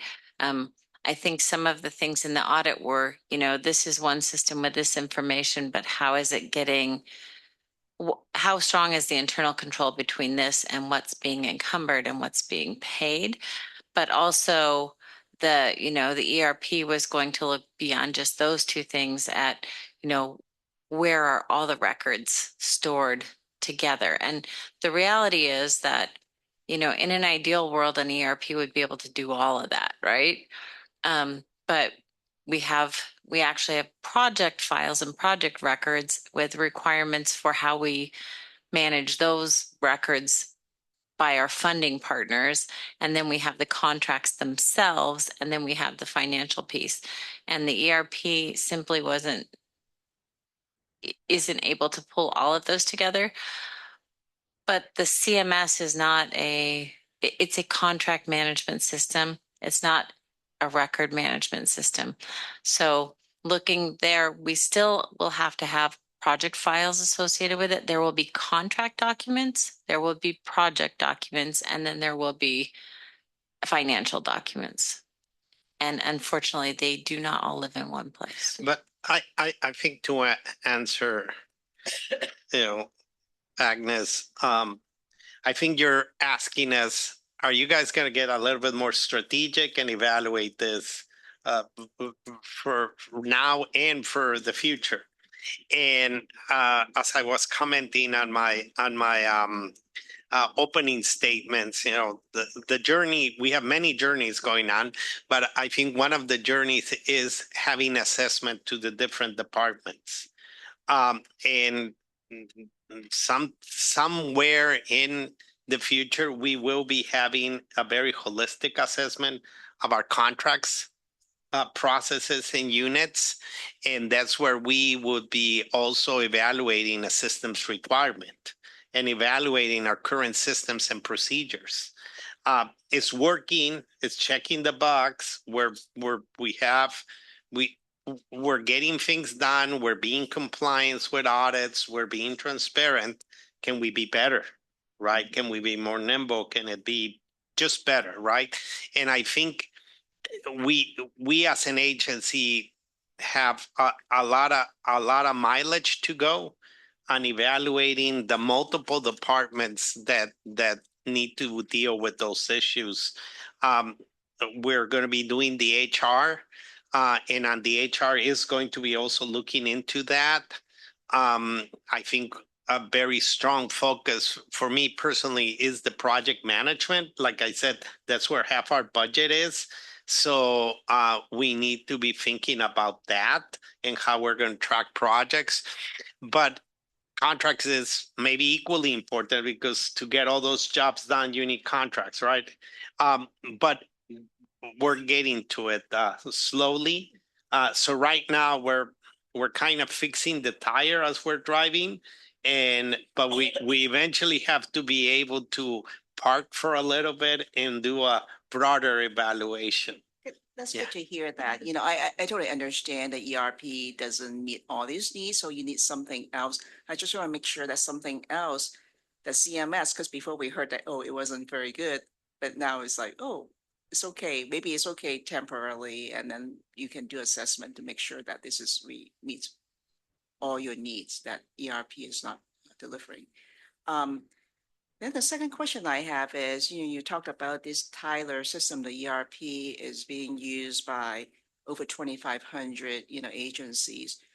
Are you seeing similar things that agencies similar to SANDAG also need to use this outside, like the CMS or different modules that actually is very specialized and then just feed into your ERP? Is it a common thing, or this is more unusual for what SANDAG is doing now? I just want to get a sense. We all probably have our own opinion. Okay. I can go first. Coming from all my experience before SANDAG was in the private sector, and it was very common to have a core ERP and then ancillary systems that would, and it's all about how are those feeds and how are those different systems communicating with each other. Like we mentioned, the applicant tracking system is separate. It's a very robust, well-known system that we use, and it actually does talk to the ERP. And as we bring new applicants and they become employees, it actually feeds a lot of their new hire paperwork into the ERP, removing manual processes. So I would say, in my perspective, it is very common.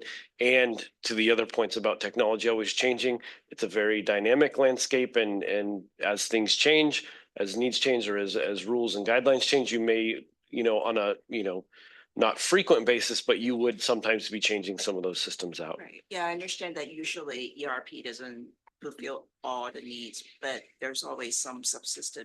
I'm really referring to more specifically about the contract management one, as well as project management, because those are big piece of, And I think in the public sector, one of the things, and I wasn't super close to this, but one of the things that I kept noticing was the difference in SANDAG's projects and compared to other public agencies where we do things that are maybe more unique or not as common as, local cities and governments, things like that.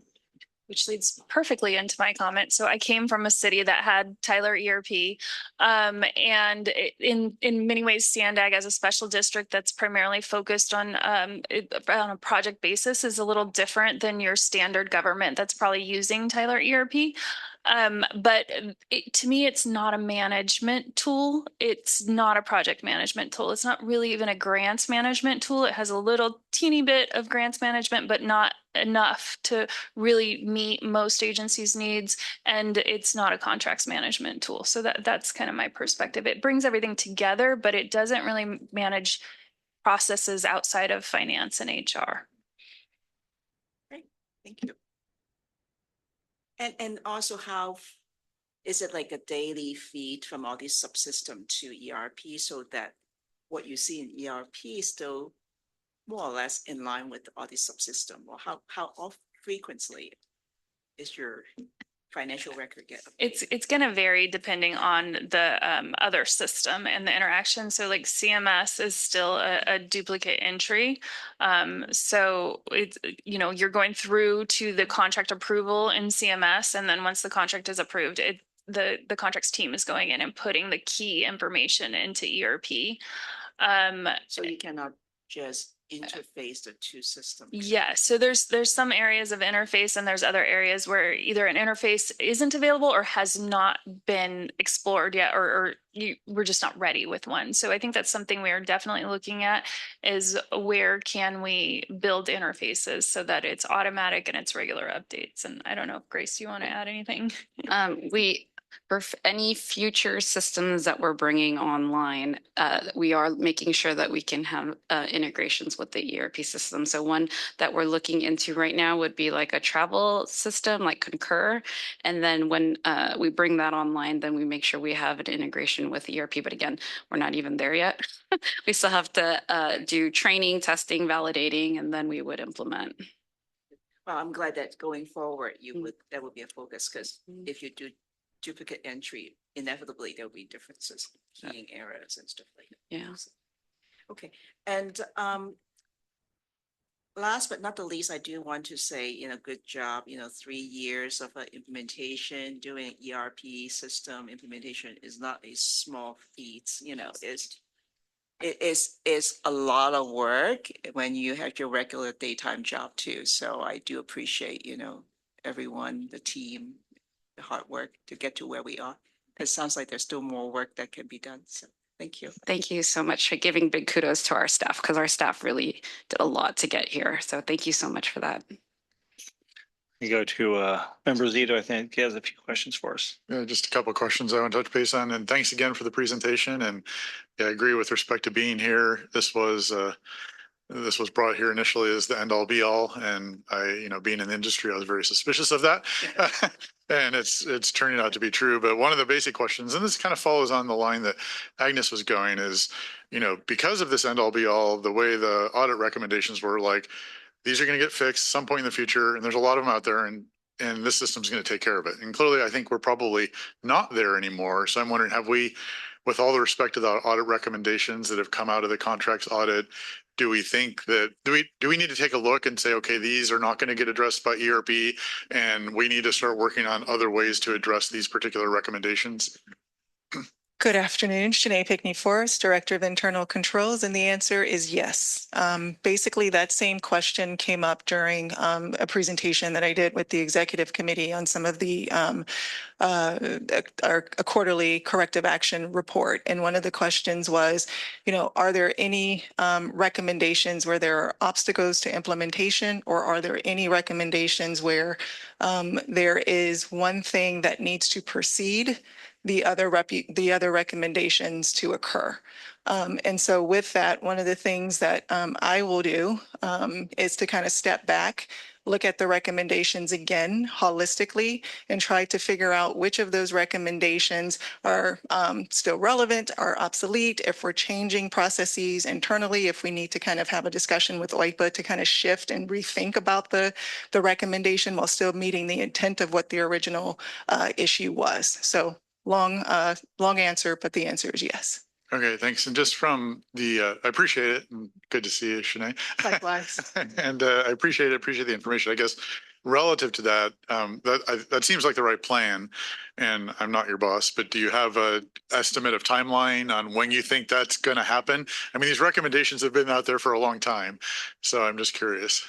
Yes, I'm looking at it on a quarterly rotation. Okay. So for example, some of the recommendations that are related to the back office system, those are now kind of coming, not necessarily coming on my radar now, but those are recommendations that I'm looking to bring forward to the board, to committees, to sort of say, these are recommendations that are impacted by whatever the obstacle may be or whatever changes we are making. And we need to kind of consider whether or not we're going to move forward, we're going to change, we're going to shift, et cetera. So on a quarterly basis, not to say that it's going to be, years out, but just kind of looking at things on a regular basis on a quarterly cadence. Okay, great. Thanks. Yeah, I'll definitely be looking at our annual summary and see what things look like in that report. Appreciate it. Next, I don't know if this next one is sort of a question or a comment, but just from the perspective of, when I'm listening to what you're talking about and the struggles that you're facing, I don't know, and you're talking about having gone to conferences, or some people go to conferences with a vendor.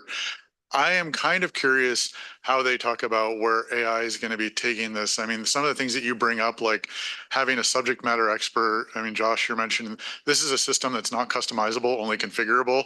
Well, an AI agent can easily go look at the configuration, could look at the rules that we're putting in place. It could have a natural language interface to it. And if somebody says, I'm stuck doing this, how do I get around it? Could answer those questions. And I'm just saying that exists today. And hopefully the company that we're working with is developing that or has a path forward to that. Other things where this could come into play is just from the perspective of, an AI agent say, oh, this person, with the efficiency of the overall operation, oh, this person hasn't responded in a couple hours. Oh, look, they're out of office. Let's go make sure we're pinging their backup as well. All of these could be today easily implemented in AI. And of course, I think in 5 years from now, AI will be able to rewrite the whole system, but that's a whole separate can of worms. So, this week is the Tyler Connect conference. We have sent staff to attend that so that they can learn all the new technology or any of the new capabilities that we are unaware of. And so they're there right now. That's why we don't have some of the staff here to help with the presentation. But we did send 5 staff to that conference. Also, we hired an AI and data manager. So we have somebody on board. We just released a CEO directive on AI. We're drafting our AI policy, and then we will be looking into tools to help us increase our efficiency when it comes to the different realms and the business needs throughout the agency. So again, probably a long process, just like that implementation timeline, but something that we are working towards, and realize that is something that can help with ERP and all the other systems that we have. Any other comments? I just want to say thanks to staff. I think that myself and Vice Chair Molina, as well as Member Zito, we've sat through the ERP since its inception. We heard a lot of promises.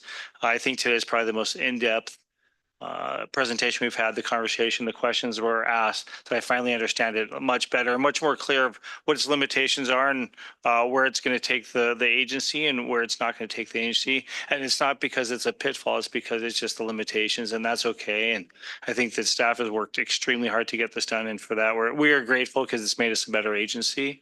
And going forward, again, it just makes a lot of sense to have a system like this in place, lots of checks and balances.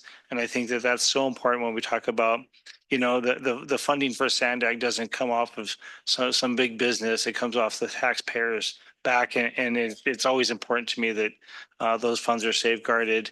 Then again, the checks and balances sounds like it takes a little bit longer to get a check cut than it used to, but at least we know there's money in the right account.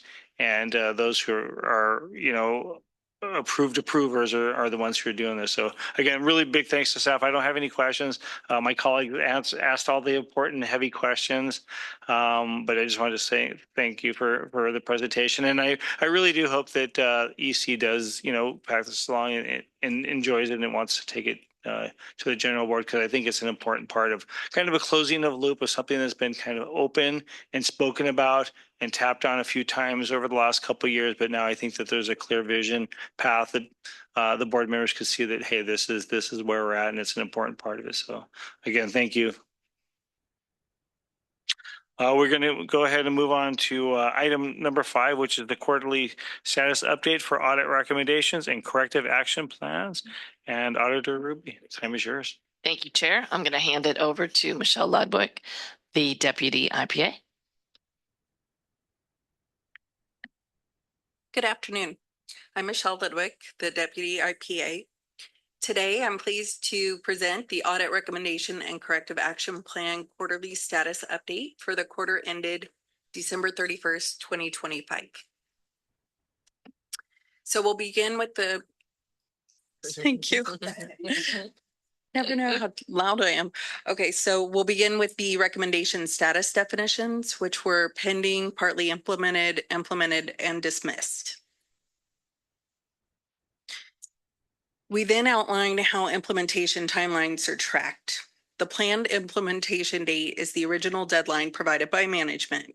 If that timeline changes, the revised date is shown and the original date is displayed below with a strike through for transparency. In quarter two, there were 65 recommendations due. This slide shows the distribution of those recommendations by the audit title.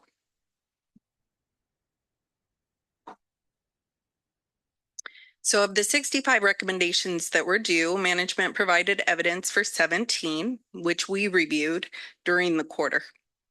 And of those 17, 6 were determined to be implemented, 10 were partly implemented, and 1 remained in pending status. For the remaining 48 recommendations, we did not receive evidence during the quarter. However, in the subsequent quarter, SANDAG provided either a revised implementation date or supporting documentation for those items. So this slide shows the total recommendations completed by year as of quarter two. And I want to note that the recommendations from the Accounting and Finance Independent Assessment are not included in the fiscal year 25-26 totals because at the time they were still being finalized during the quarter. So overall, SANDAG has implemented approximately 49% of recommendations issued since fiscal year 22-23. So looking ahead, 18 recommendations are due in the third quarter, and these are shown by the responsible owner. So in this presentation, there's an appendix. On these final 2 slides, we've summarized the 17 items that we reviewed this quarter, including their current status. I won't go through each individually, but I do want to highlight that in the subsequent quarter, management provided revised dates or additional evidence for those that were in partly implemented or pending status.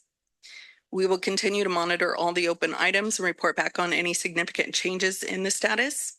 And the audit recommendation dashboard, which is located on the website, is updated to reflect the status through the second quarter. So thank you, and I'm happy to answer any questions. Thank you. Are there any public comments, Francesca?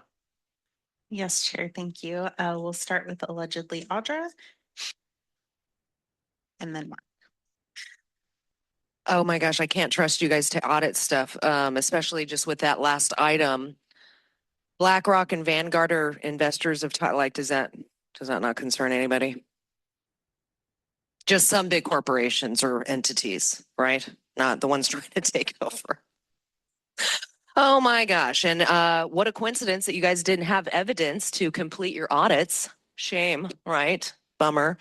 And, you know, with your auditing of the toll system for the SR 125, I'm wondering how can we be talking about implementing more toll roads when not only do you have significant litigation coming forward from your fast track transponders, but also, I mean, HNTB is still in your current back office system that you contracted with through this new company.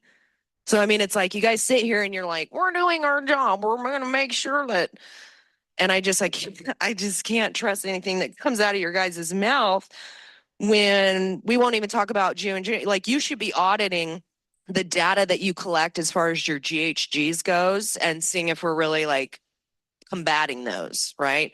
What's that data based on? Propaganda, right? You guys don't want to talk about the geoengineering and things like that. So when you're not willing to address the things, because you can go online. I mean, there's plenty of people, like the guy that started the Weather Channel was talking about this. And it's like, I mean, it literally falls upon deaf ears. Instead, we're just, you know, contracting with BlackRock and Vanguard. Right?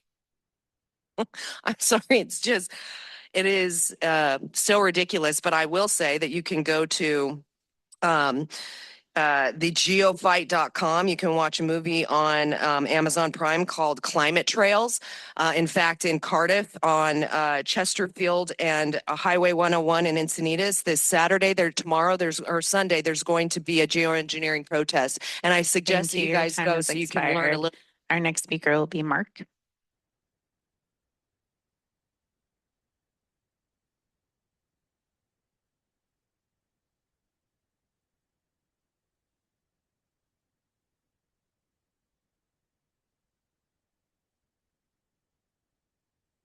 So Tyler Technologies is the largest company in North America focused exclusively on software and services for the public sector, with 85% of their customers being local government entities. They built an empire across financial management, courts, justice systems, public safety, CAD, RMS, property appraisal, tax administration, and K through 12 education technology. It also goes on to mention some of their subsidiaries, which they're a global company. They do the Philippines, Australia. They've got an AI branch that, let's see here. AI powered field inspection solutions. And this is what people need to understand is that America is just gone. That we're being controlled globally.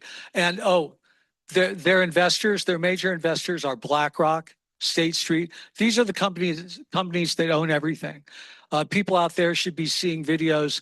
There's one, I think the title is something like BlackRock owns the companies that own the world and it's your fault. I think that the title is something like that. These are the companies that own the world and it's your fault. And by the way, and it wasn't even talking about you guys. People really need to consider. Some people out there, when I say these things, they may be thinking, "Oh wow, $700 bills for electricity. Maybe I'll invest in SDG&E, or maybe I'll invest in these companies." If you're thinking that way, you are the fucking problem, because that is totally evil. Totally evil. And that's the thing is we've got a lot of society that's been convinced, well, there's winners and losers and I just want to be a winner. So all this is okay. It's not okay.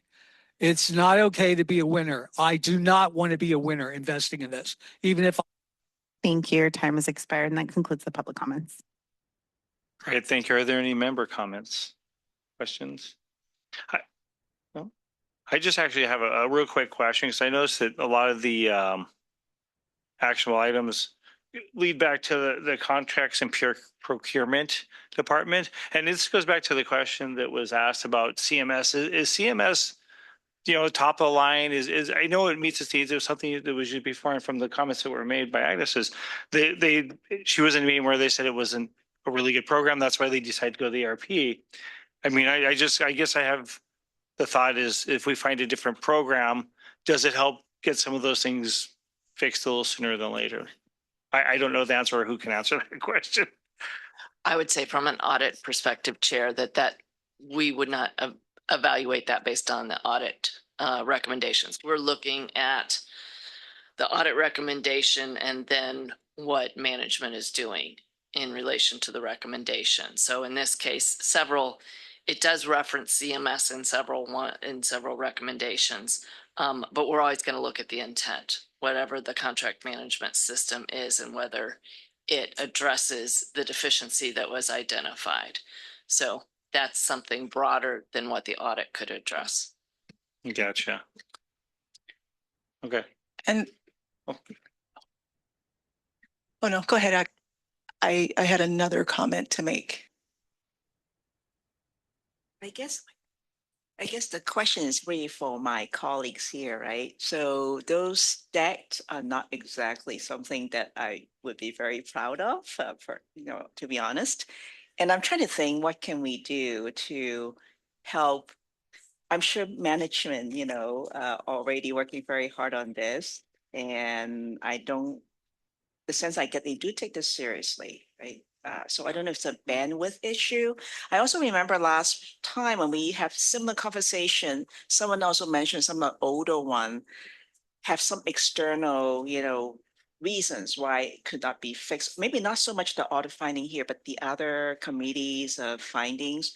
So I'm just, a little bit at a loss here. Like, what can we do to help support to move this, forward faster? Are there any things that we're not doing that can be done? I would just reference, I know that CEO Orso and I talked about it. And I do think, again, I know with Director Pickney Forrest that there is so much is being done.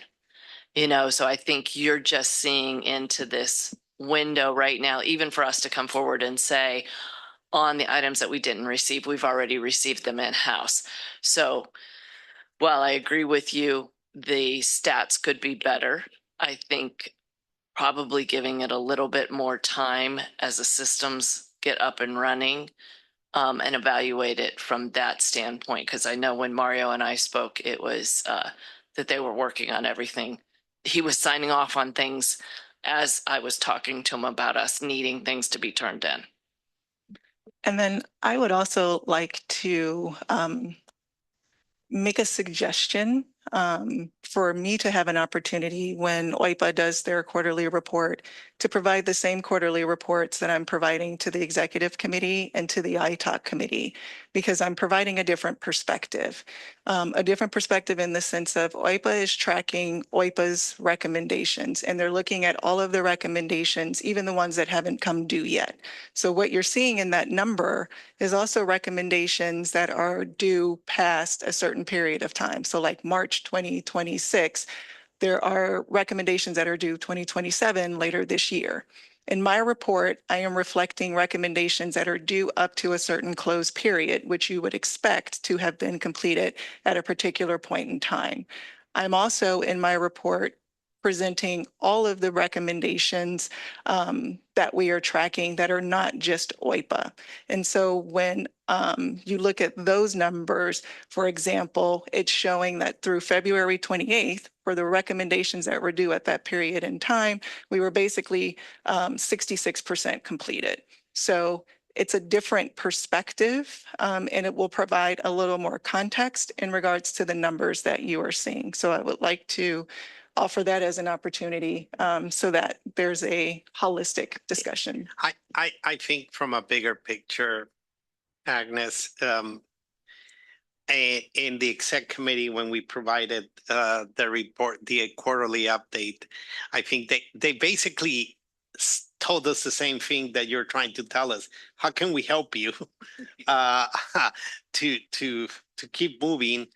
And I think it's this reports, let it be based on that timetable, this timetable, whatever, they're very good. And a little bit what Council Member Cito said, well, big picture, are we getting better? Are some of them going to make sense? Some of the recommendations, or maybe they don't make sense now. I'm going to make up one right now, which I don't know that if it even exists. But let's say there is a recommendation that tells us that the back office system needs to improve X thing, and our timetable is telling us that it's going to be 18 months to implement. I can tell you right now, I'm not going to do it, because in 16 months, I'm going to have a new system. So why spend the resource of doing that while I better put all my resources and my marbles on the new system that it's going to take care of even more stuff. I personally think in the assessment portion of it, and I really appreciate also the financial assessment, and we had a very in-depth conversation when that was going on with Courtney, is that we are shifting, and I'm saying all of us, and we should be hopefully in agreement on this. Yes, there is still the accountability that needs to be tracked in the action items, and we need to keep doing what we're doing. But we also need to start shifting on not that much looking on the past, but looking forward.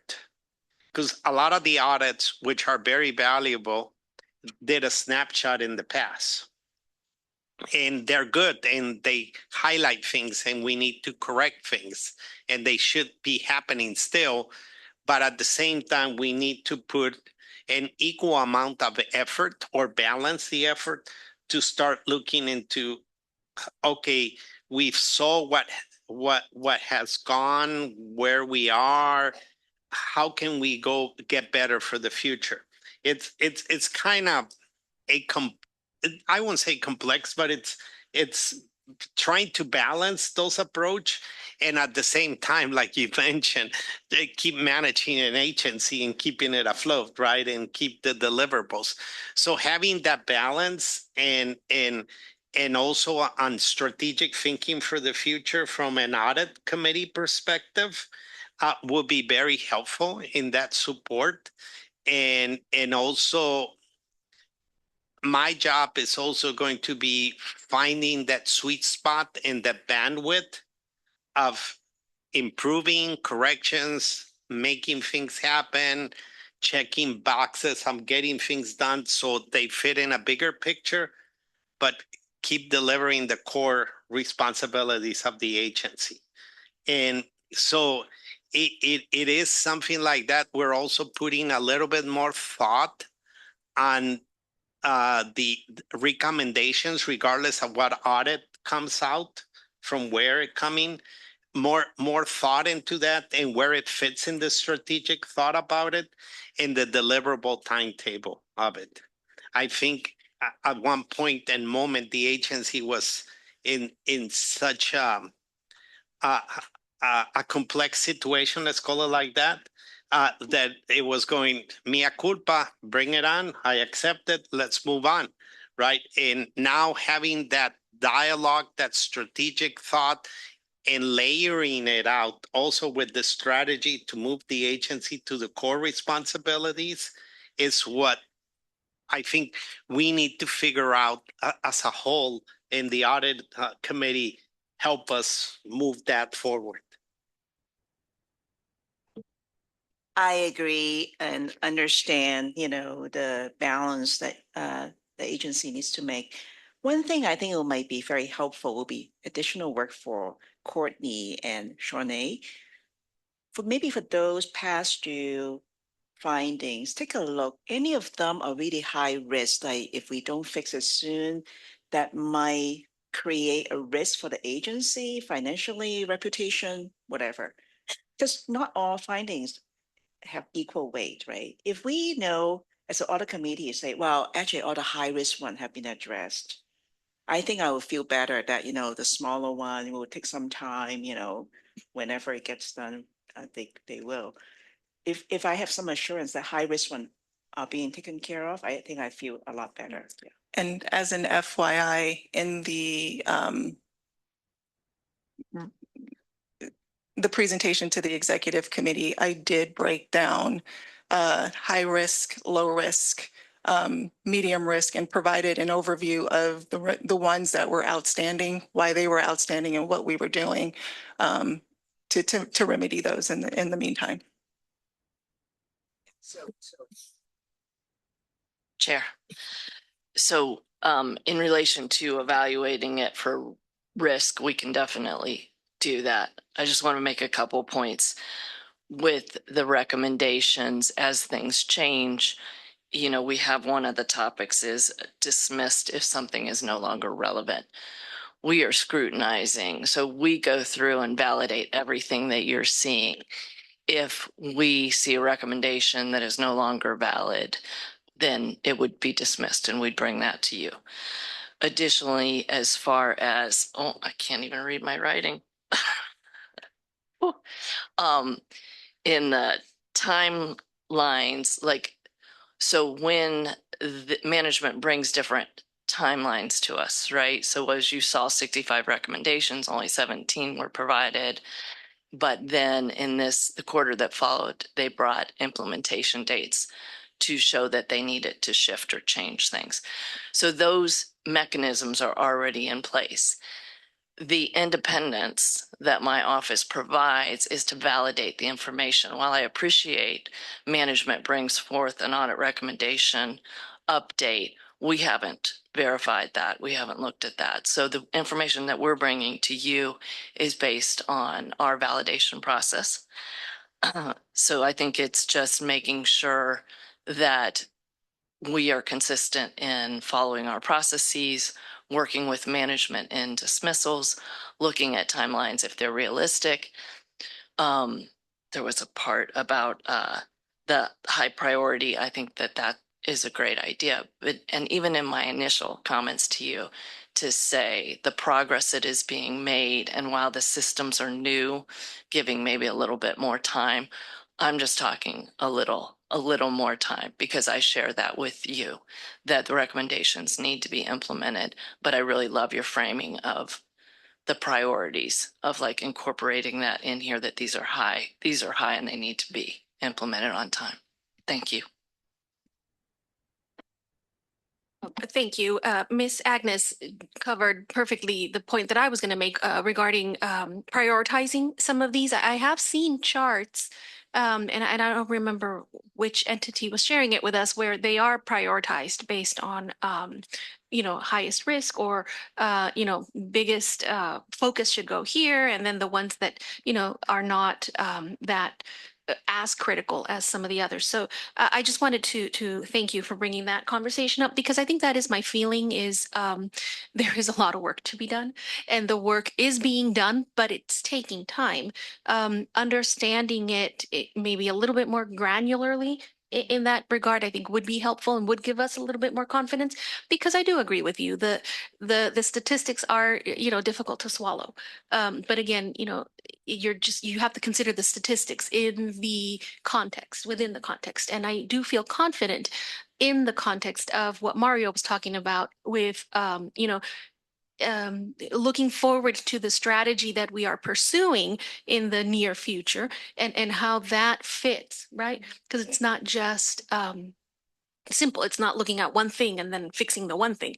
You got to begin to consider, from a big picture, everything that changes. Things are always changing. And I just want to let you know, me personally, and as I continue my work in this committee, I continue to, edify for myself the roles and the independence from OIPA, and the role that the new office from internal controls is taking on. So again, those are moving things, at least in my mind. I continue to understand better and better what we're really doing here, and I do appreciate that. Thank you. Thanks, Vice Chair. Oh, go ahead, Member Zia. Yeah, thanks. Thanks, Chair. Appreciate it.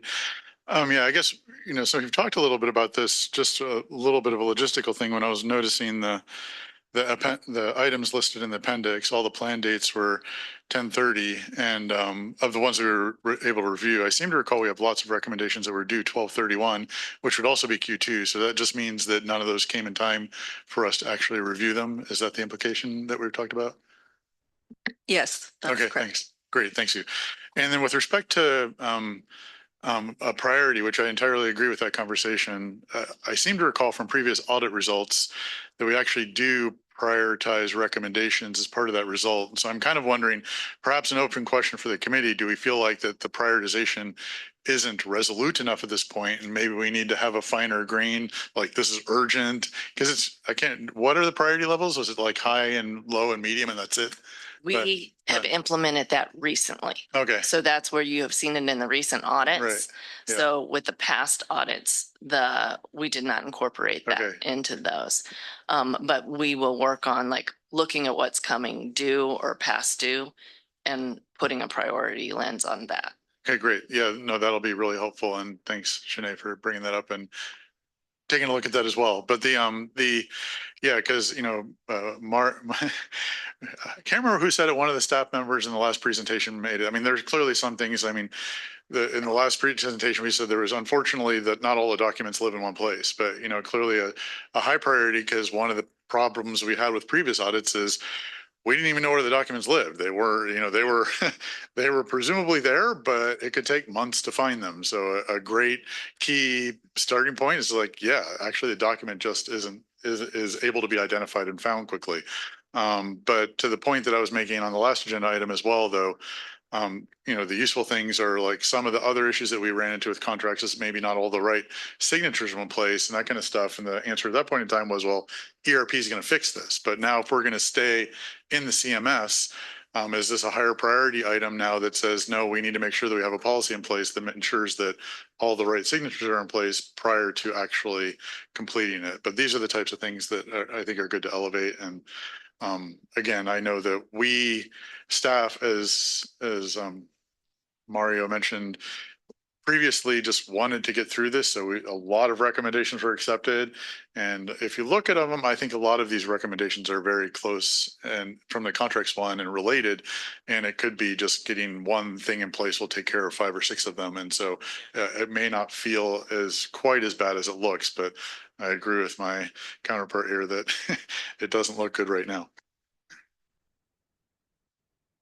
Thanks for all the comments. It's nice to have everybody in the room. Obviously there's dialogue happening on a daily basis to resolve this. I don't think anybody within the agency is particularly happy with the overall score, but I think it's the progress that's being made and will continue to be made. I believe that, more progress will be made in the shorter time ahead of us than has ever been made, just because of everybody working together, obviously, with Shanae here and her responsibility, kind of bringing everybody together and making sure that everybody's doing the right thing is really going to help. And again, I appreciate the independence from the auditors, because you kind of play that, show us proof, we'll take it off the list. We're not saying you're not doing it, we're not saying you are doing. We just said at that time it wasn't being done. And I think that's an important part of what it is. So I appreciate the dialogue that's taking place today and moving forward. So were there any other comments? No?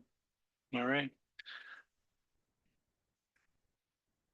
All right, we're going to move on to item number 6, which is the proposed revisions to the fiscal year 2026 annual audit plan for the Office of the Independent Audit Performance Auditor. Courtney, go ahead. Thank you, Chair. So on August 1st, the committee approved the annual work plan. And as part of my process is to go through quarterly and look at it and see where we are. So today I am proposing revisions to the plan that was passed on August 1st. And they fall in a couple categories. So the report and you have both a summary report, and then you have the actual plan with proposed revisions. So we're extending some audits, we're deferring some audits, and then, as I had mentioned previously, the HR hiring practices and promotion audit we brought in-house. So instead of contracting that out. So the changes to the work plan is to extend the administration of the bike program, early action audit plan. We're doing that because as we got into it, it's an extensive scope and complex. We also had team members that we had to reassign to other things during the time period, and that projected our completion date out further. So we're anticipating to release this in the second quarter of fiscal year 2027. And you'll see that represented when I bring the new annual work plan in June. And then we are also extending, no, we don't have a PowerPoint. Okay. We are also extending the inventory management major and minor assets that would have been presented in this fiscal year. We were hopeful that we were going to get a later audit committee date in the month. So we're going to have that in the first meeting in July versus making it in this fiscal year. So that's why that's extended. Now we're deferring 2 audits. So it might be because I'm a little optimistic. I can already hear Dave in my head. But this really speaks to the improvements that management is making. So one of them is the review of the sole source solicitation process. So currently management is underway in implementing improvements. So we want to give them time. So that will be on the work plan. We're just going to push it into next year. The other thing, which was, if you were at the board meeting earlier today, is that there is a capital projects plan that is being put forth, a resource plan, and I had it here, now I can't find it. So to actually help with internal controls, timing, budgeting, all those things, audit recommendations.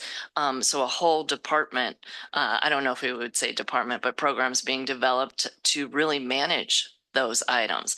So when we had talked about the assessment of planned capital project outcomes, we really want to step back and allow that implementation to occur before we go in there. That wouldn't be efficient or effective.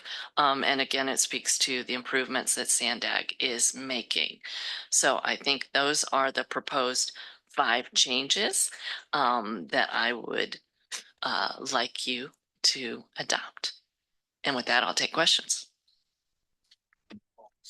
Are there any public comments, Francesca? Yes, thank you, Chair. We have 2, allegedly Audra, then Mark. Obviously, if there's people here, it's not a question to ask. Anyway, it's interesting what an FBI investigation will get people to do, right? Oh man, all these bike lanes. I really do not have faith that your audit into the bike lane program or this early action plan is going to really stop it from happening, the fraud, waste, and abuse. I mean, there was already deceptive reporting happening where 93% of funds were spent and only 18% of projects have been completed. We got bike lanes to nowhere, going to nurseries that's not open to the public, onto freeway ramps. I mean, potentially there's some of these that are costing $13 million a mile. That's $2,500 a foot to paint the road green. Like how, I mean, I get that you're saying you're going to audit it, but is that really going to stop? We're going to continue to build these bike lanes into the time in next year when you want to go ahead and actually complete it. So how much more money is going to be wasted implementing these things? It's like if there's an audit happening, that program should stop until you've completed it to make sure that you have done your due diligence, that you're spending the people's spending the money wisely and not wasting it. Because I mean, $13 million for 1 mile of a bike lane. Do you know where that money could go that would actually help people? It's just sad that there's so much fraud, waste, and abuse that takes place. And it's like, yet we still continue to go down these programs. I mean, we already know that roundabouts and things like that are a fire and hazard, that if people are not going to be able to evacuate, yet we still do it. So it's just sad to think of how much money and time is going to be spent on this audit. And I guarantee you it's not going to make that cost go down, or the fact that they're going bike lanes to nowhere is not going to change. And it's really sad because people are suffering.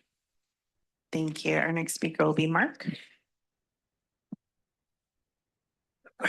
So here in your audit committee membership, it says the audit committee may hear items within the subject areas of blah, blah, blah, blah, and investigations into fraud, waste, and or impropriety. So I totally agree with what Audra just said. That's an incredible amount of money for a bike lane. Also, I've told every group in the city, the Board of Supervisors, SANDAG many times for years. For example, that instead of building low-income housing, that I think the average cost on a really tiny apartment is $460,000, something like that. You know, Appy's Core 3D printers, that they're based out of Texas. You could find you don't need a mixed-use contractor. You can find a simple contractor that goes and works with them, buys 10 of them. If he can get the contract with you guys, 3D print. You could 3D print 12,000 houses, basically all of, or not houses, 10 by 10s, portable 10 by 10, stackable, movable. They could, or 10 by 40s along the border. And for something like $12 million, I mean, it's $1,000 for a 10 by 10 foot room. I mean, that's so incredibly much less than you guys are spending. But the reason that's not going to happen isn't because it's not absolutely excellent and a great idea. It's because there are investors with these corporations in mixed use and low income housing, huge global corporations that are investing. And the system is set up with Newsom and his corporate oligarchy to make sure that they totally rip us off. And of course, our tax dollars are going to pay for it, no matter how much waste there is, no matter how much interest bankers make, no matter what kind of dividends the investors get to make this crappy, overpriced housing instead of 3D printed houses by Appy's Core. You want to do your job according to your description? Think about that. Thank you. Your time has expired. That concludes the public comments. Wonderful. Thank you. Are there any member comments? No? See no comments. We are asked to recommend this revision for approval. Do I have a motion and a second? So moved. Second. All right. Go ahead and vote, please.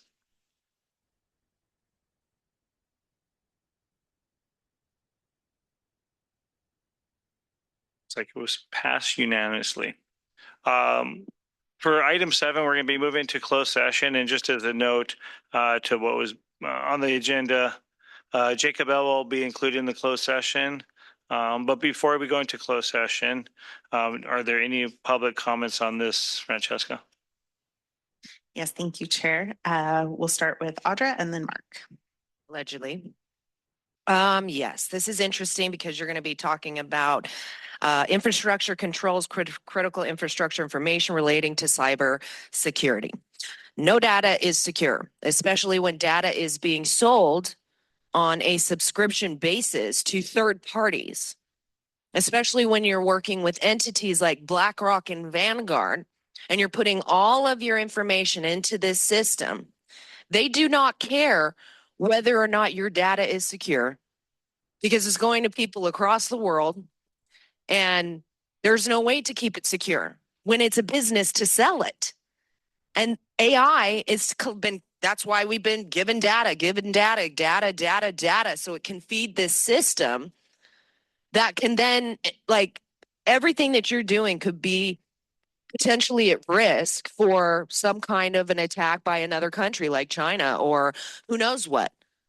And it's like, you guys can do whatever you want all day long, but it's not going to make sure that any data is secure. Again, when you're working with entities that don't give two rats asses about keeping your information secure. So you could spend tons of money pretending that you're going to bring in some kind of other program to make sure that that happens or whatever.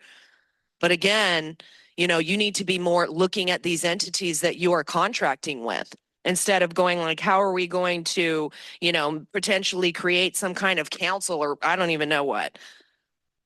But it's just sad because it's like we, you know, you guys tell the public all these things and it's like when you can see clearly, it's like it's so ridiculous the things that you guys do and want to brush under the rug and act like we're going to really make sure that this is secure. The way to do that is don't contract with who you're contracting with when you know you guys all talk about in your cities and whatever. We got to go against these corporations.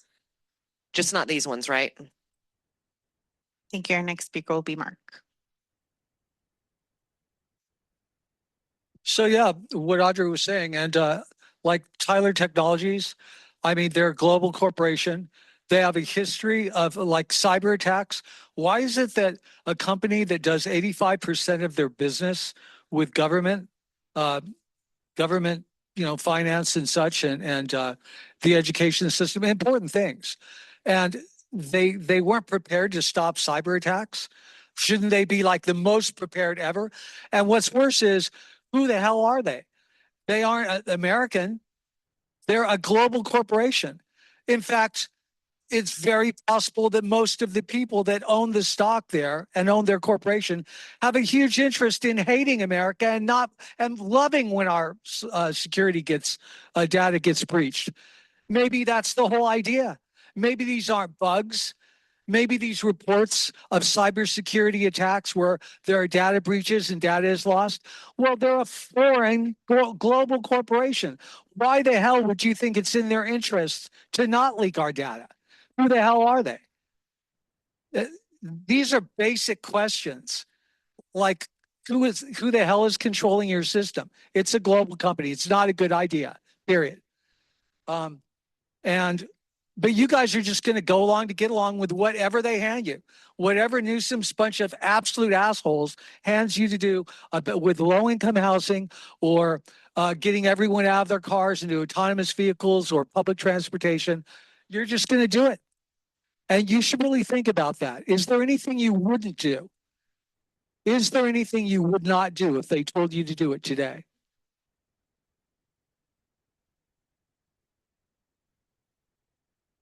That concludes the public comments. Thank you. At this time, we'd like to ask all members of the public and any non-essential personnel to kindly step out for our next closed session items.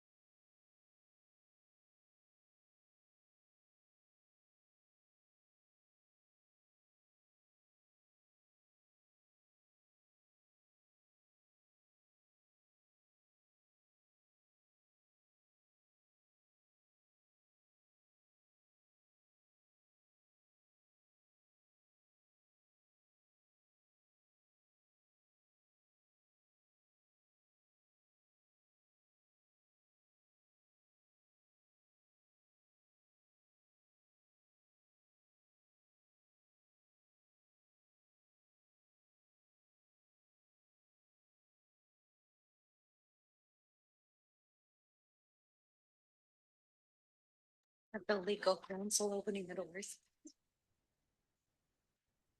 It's funny.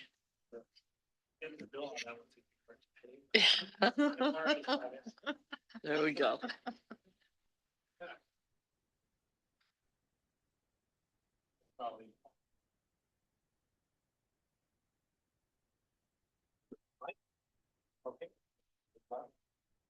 All right, we're back from closed session. I'd like to turn time over to Amberlynn Deaton. Yes, the audit committee met in closed session on item number 7, and there's no reportable action at this time. Great, thank you. Just to confirm, Francesca, do we have any continued on agenda public comments?